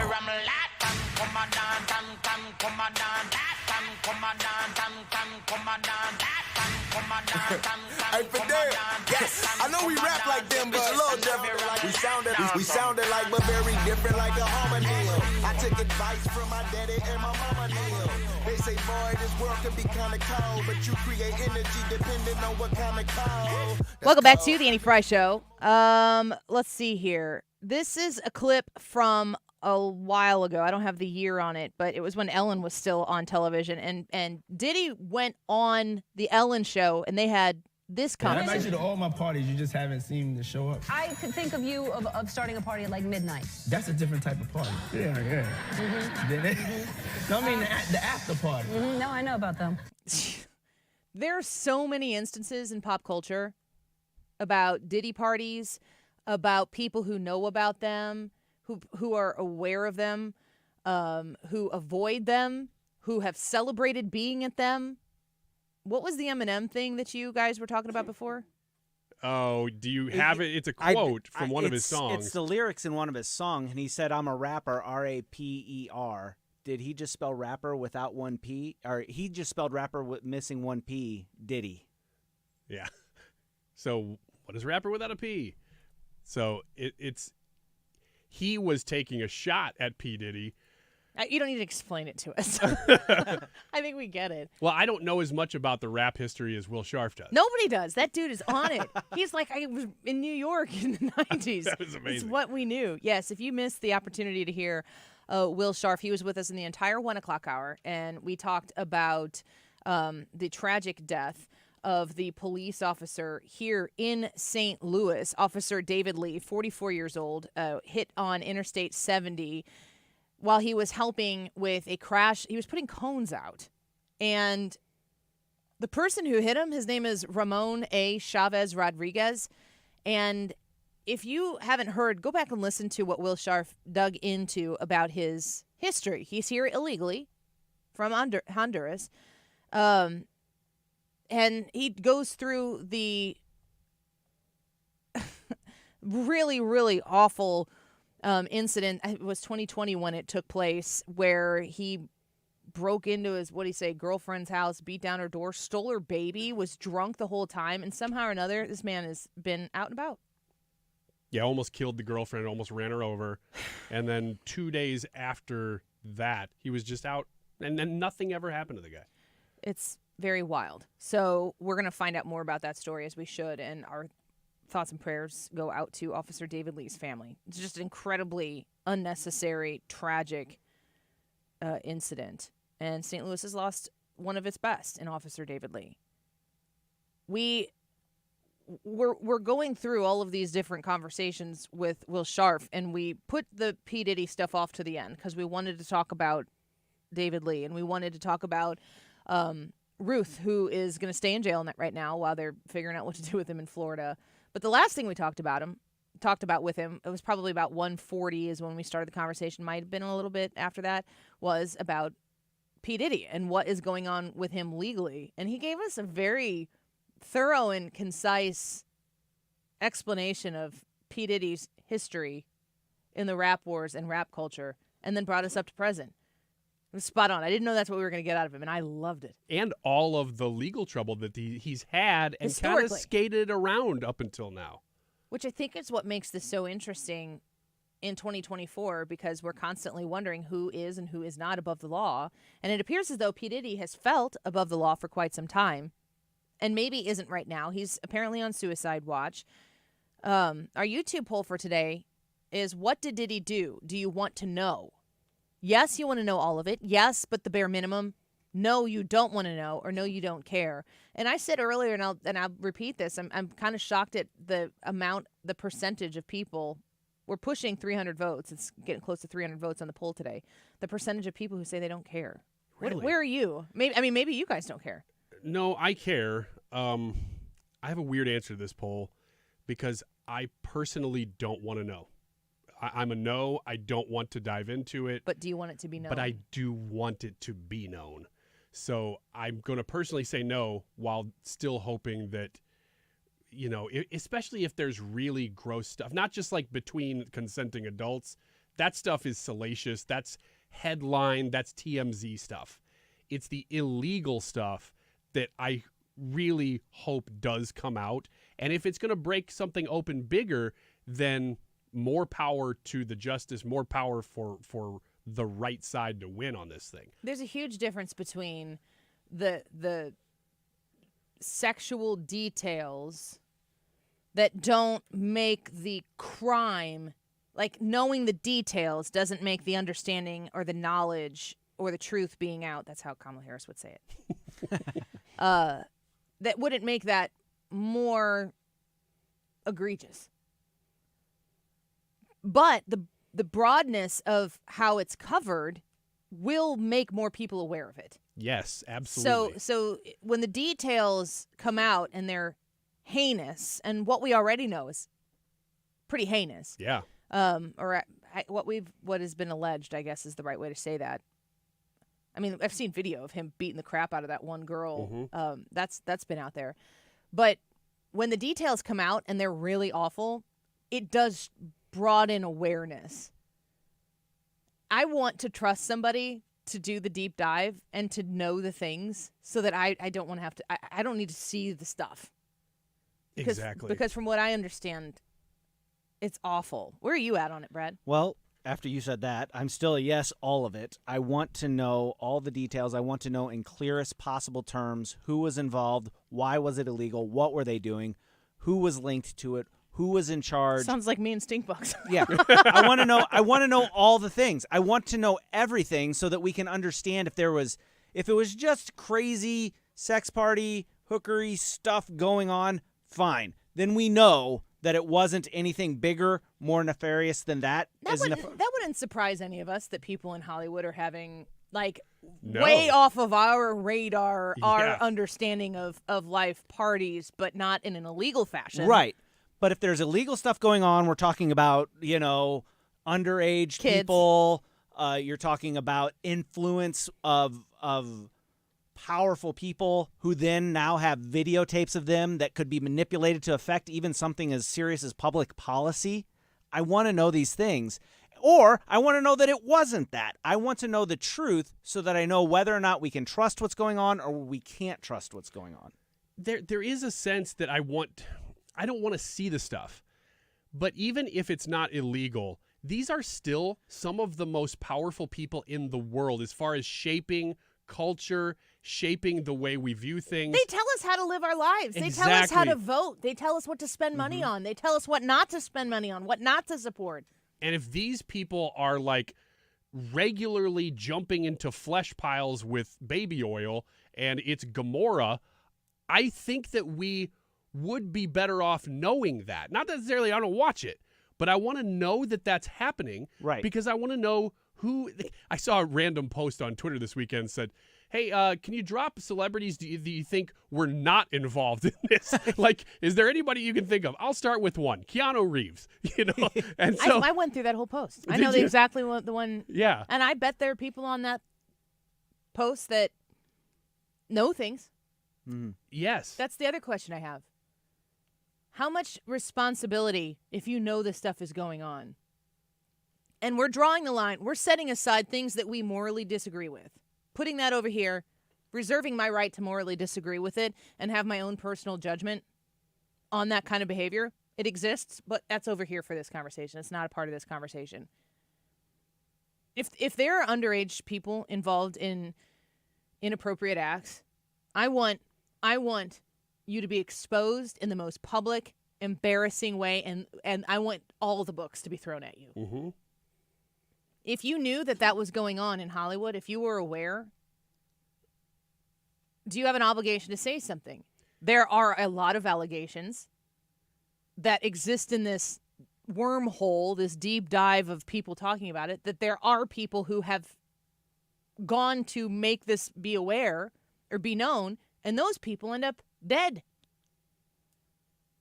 And if that's the case, I mean, like if the allegations out there that are not, well, I don't even know that you would say that they are not part of the original charges, because I think more charges could be coming towards Kanye or to other people.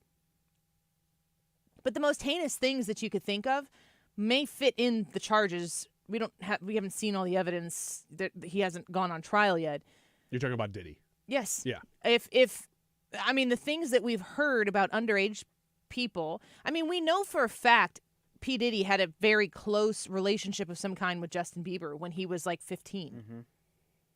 Didn't he have a very close relationship with Usher too. when he was a minor? I mean, that's like known. It was like I think it was almost like a guardianship. Yes, it's creepy. It's weird. It It is. doesn't make sense. And if you apply Occam's razor to all of these things, like what's the most obvious thing to be true, it's awful. It's awful. The easy assumptions to make, the ones that are the most the simple conclusions to arrive at, the ones that don't require you to go in deep dives and, you know, you're Right. not putting all of these things together, which a lot of people are trying to do right now, is very bad in conjunction with the things that Diddy has been charged with. I think that all of this stuff needs to be made explicitly clear to the American consumer. And it needs to, I mean, I don't want my kids to know about this stuff, which they're going to, I mean, I hear my kids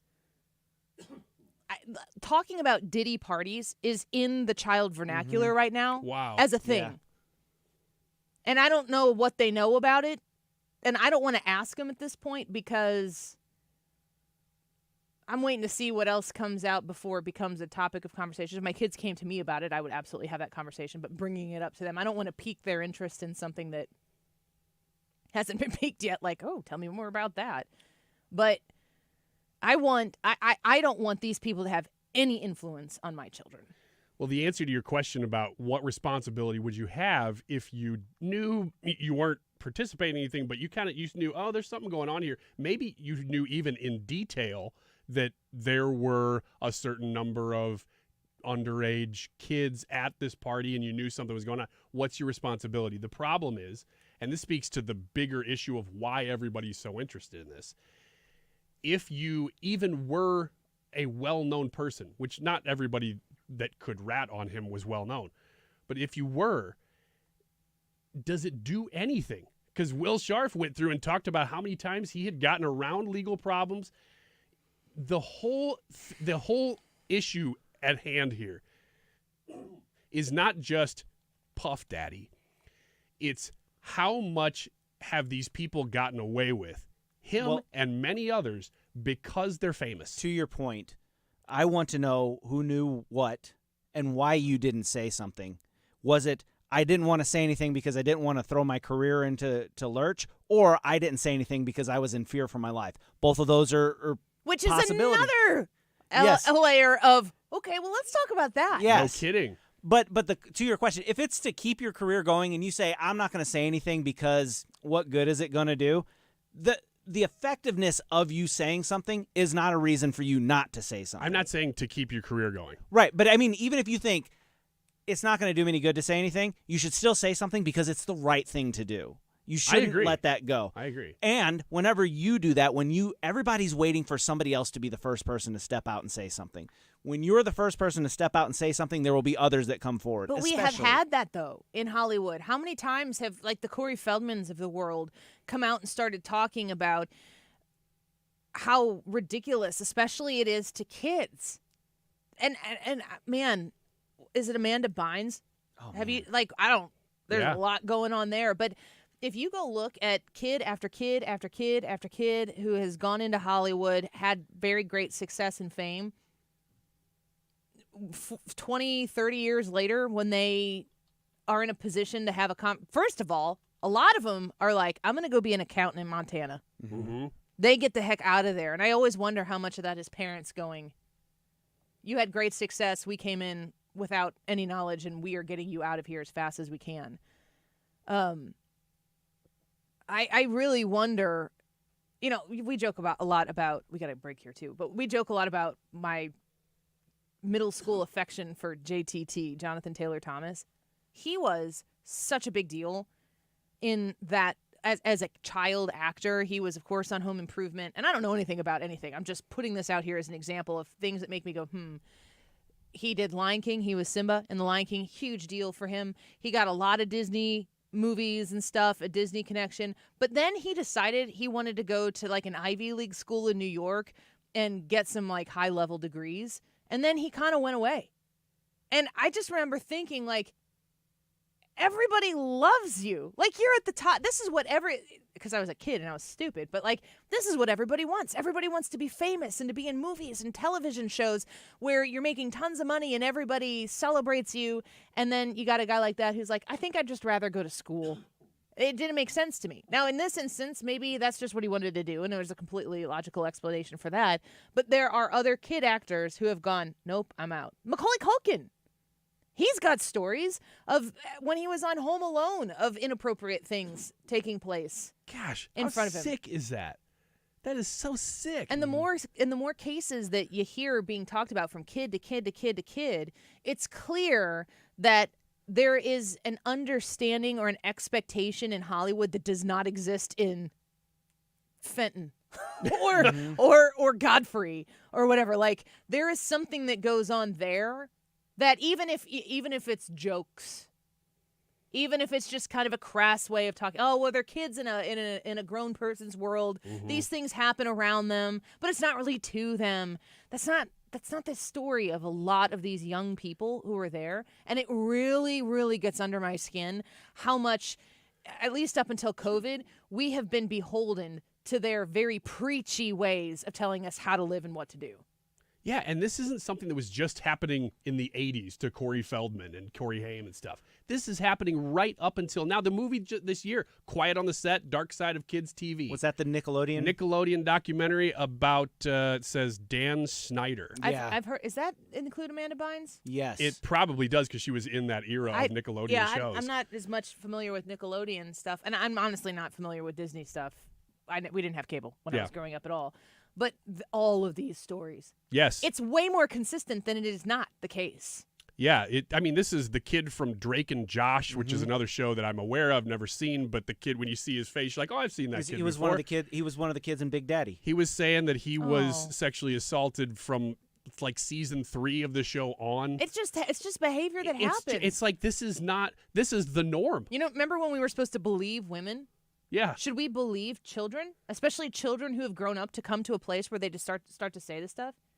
Well, they do say this stuff, but that's your point, is that they say it. It kind of goes away for a while until somebody has the chops to come out and make a documentary about it and put it out there. But Well, it I takes mean, years. But it's before this Nickelodeon thing. People have been saying it for decades. Exactly. For decades and decades. Which is why I wonder, and I don't know if the P Diddy stuff is direct. Are we at the epicenter here? I don't know, but I want to know. So I'm somewhere between yes, all of it, but bare minimum. And I don't want to know all of it, just like you, but I want it to be known. And I feel like I'm in a position where I'm going to be one of the people who has to know all of it. So out of duty to my profession, yes, all of it. Yeah. But if I were not on the air and not responsible for knowing the full story, depending and filtering it again to you is why people need to know the full truth, I'd probably say bare minimum. The YouTube live chat poll, we want to know what you think on this. Come vote. We have about 300 votes in so far, and we need to know how you want to consume this, especially from our show. If there's an overwhelming response from you guys in one way or the other, we'll spend more time on the story or maybe spend a little bit less, but we need to hear from you at the Annie Fry YouTube channel in the live chat of today's live broadcast. Go vote. We'll be right back.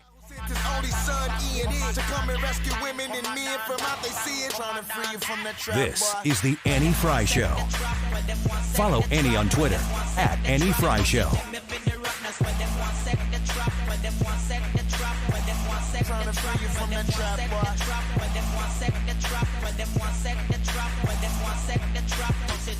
The Diamond Shop online at thediamondshop.net. It is coming to be that time where you need to start thinking about Christmas. 6 months, same as cash financing at the Diamond Shop. And may I remind you that we are a mere 93 days away from Christmas. Right now, they have 60% off all lab-grown diamond jewelry, and they also have 25% off all watches. What a great gift a watch would be for that special someone, or maybe even for yourself. If you go online, you can become a VIP. It's very simple to do. If you go to thediamondshop.net, you'll just scroll there to the bottom of the page. There's a quick form that you can fill out at thediamondshop.net. Become a VIP and get access to extra savings and information that's going to help you get something absolutely stunning for a great price. Like I said, you can save on that 60% off lab-grown diamond jewelry, and they have a 10% VIP option for you on a lot of different pieces that you can save on as well. All the details that you need, you can find them in Clayton. Go in and tell them Annie said hello, but you can also find them online at thediamondshop.net. Ever tried balancing a dozen eggs in one hand while hopping on one foot? Or maybe juggling cats while riding a unicycle? Sounds ridiculous, right? But guess what? That's exactly what texting while driving is like. Your human brain only has the capacity to focus on one thing at a time. So when you're behind the wheel, give driving your undivided attention. Don't drive distracted. A message brought to you by the National Highway Traffic Safety Administration, Project Yellow Light, and the Ad Council. This station is now conducting a test of the emergency alert system. This is only a test.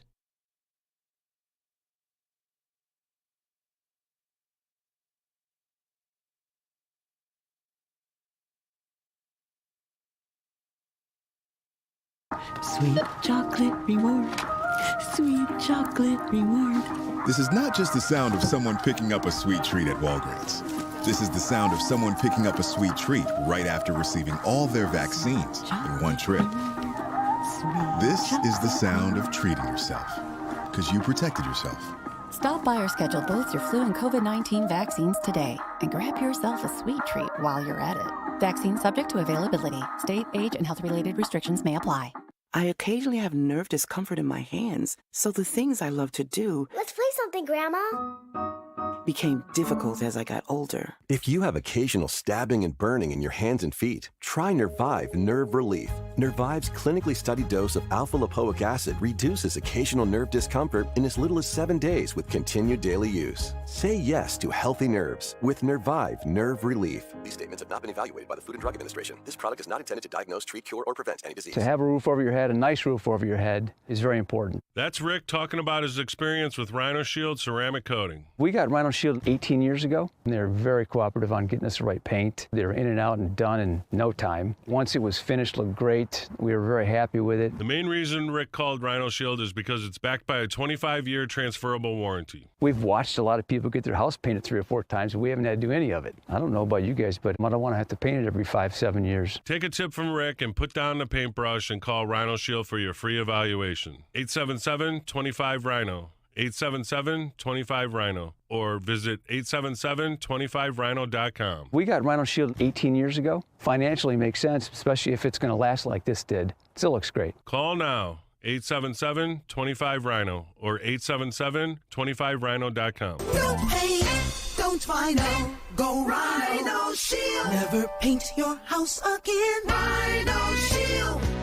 If you owe the IRS, you have a legal issue, and you need the Lance Drury Law Firm. We'll protect your rights. Log on at lancedrurylaw.com or call us toll-free at 888-367-6512. We're really discussing this live chat poll today. We'd like to know what you think about it. What did P. Diddy do, and do you want to know?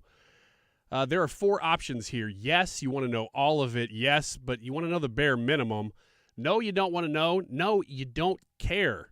There's a lot of opinions on this, so we'll give you the results here in just a couple minutes. You still have time to vote, though. You type in Annie Fry into YouTube, and it'll come up as well as the live stream. 251. This time check is sponsored by Jerry Kelly Heating and Air Conditioning. It's time for a $98 furnace tune-up. You know, I have pulled audio from KJP in the press briefing room now for 3 years, and I've heard her say some really stupid things, but maybe none more insipid than what I heard yesterday during a question with Peter Ducey. We're going to highlight that. We're off and running here right after Fox News at 3. Hang in there.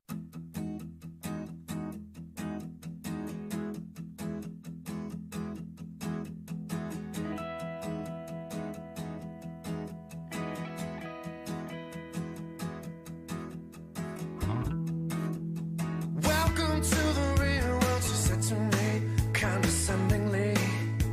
Take a seat, take your life, plot it out in black and white. Well, I never lived the dream of the prom kings and the drama queens. I'd like to think the best of me is still hiding up my sleeve. You're listening to The Annie Fry Show. Follow Annie on Twitter at Annie Fry Show.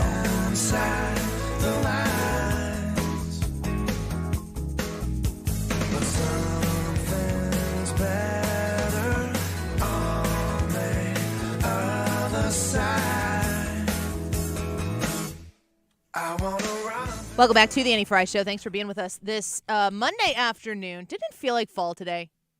For the first time, it really did feel like this is not the summer because it was hot this weekend. Yeah. Stupid hot. We went to a football game Friday night after a volleyball game got over, and we were standing out there and we're like, this is miserable. Yeah, it wasn't dumb. It's not like if it were June 25th, you'd be like, it's June 25th. Yeah. This is summer. But you're standing out at a Friday night football game going, somebody make some breeze or something like that. Yeah, bring the olive branches out here. It's what I Feed always me say. grapes. Yeah. That's what I yell all the That time. would have been nice also, but not what I was going for. Okay. But yes, the cool air, I'll take it. My wardrobe is much better served for cooler temperatures anyway. I love layers and sweaters and work, especially when you come into here. It always seems like the temperature control in the office is counterintuitive to what's going on outside. Mm-hmm. But this has been good.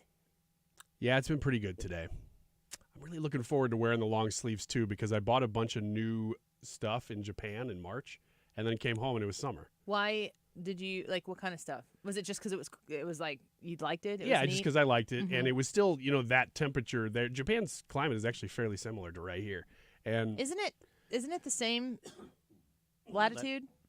Yeah, pretty much. Pretty close. Yeah. Now they have more issues, like they have rainy seasons and stuff because they're an island in the Pacific Ocean. But as far as temperature goes, it's pretty similar. We have tornadoes here. That's bad, but other than that, knock on wood. Yeah, we live on a fault line, though. I know, but we've been hearing that since the big one that didn't happen in 1991 or whatever it was. Barrels in the corner of the classroom. Yeah, that we're going to fall into the opened earth.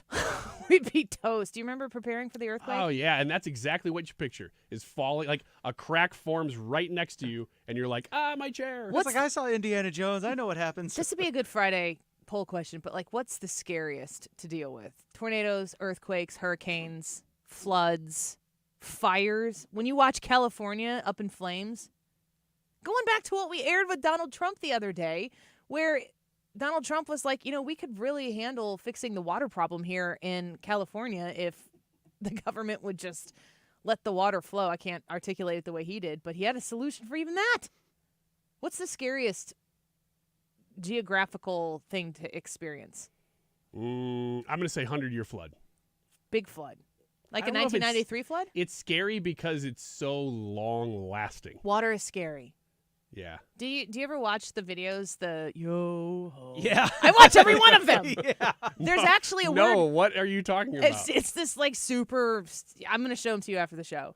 But they're just like the scariest videos of things people have experienced on the ocean with this like super low bassy yo-ho all together with the colors. Blah, and it's blah, just blah. a bunch of videos? Well, it's like ships. I can't stop watching them. In the open ocean with these gigantic waves. And what's the place way up north? The North Pole. North Sea, is that super scary or something yeah, like that? I don't know. I'm going to show them to you. There's a phobia word for it of being scared of the sea. I didn't know I had that, but I am obsessed and frightened at the same time. YouTube live chat poll, speaking of frightened. What did P Diddy do? Do you want to know? 6% of you say no, you don't want to know. 15% say yes, but the bare minimum. 21% of you say you don't care at all. 1 in 5 don't care about P. Diddy, but 58% of you said yes, you want to know all of it. So we got about 75% say, give me all the info. Well, we'll do it for you here on the Annie Fry Show, but the Mark Reardon Show's next. Warning, the following ZipRecruiter radio spot you are about to hear is going to be filled with F words. When you're hiring, we at ZipRecruiter know you can feel frustrated, forlorn even, like your efforts are futile, and you can spend a fortune trying to find fabulous people only to get flooded with candidates who are just fine. Fortunately, ZipRecruiter figured out how to fix all of that. And right now, you can try ZipRecruiter for free at ZipRecruiter.com/free. With ZipRecruiter, you can forget your frustrations because we find the right people for your roles fast, which is our absolute favorite F word. In fact, 4 out of 5 employers who post on ZipRecruiter get a quality candidate within the first day. Fantastic. So, whether you need to hire 4, 40, or 400 people, get ready to meet first-rate talent. Just go to ZipRecruiter.com/free to try ZipRecruiter for free. Don't forget, that's ZipRecruiter.com/free. Finally, that's ZipRecruiter.com/free. You want to retire soon, but everyone keeps telling you to wait until you're 65. After all, that's the age that you qualify for Medicare and you're close to full retirement age. I'm Marvin Mitchell, president of Compass Retirement Solutions. In my new book, Retire Early, The 9 Critical Decisions When Retiring Before 65, I discuss proper planning to help make early retirement possible. When to take Social Security, what to do with your 401k, healthcare, how to maximize retirement income, and much more. Get a complimentary copy of Retire Early by calling 1-800-743-8510. That's 1-800-743-8510. Can you retire early?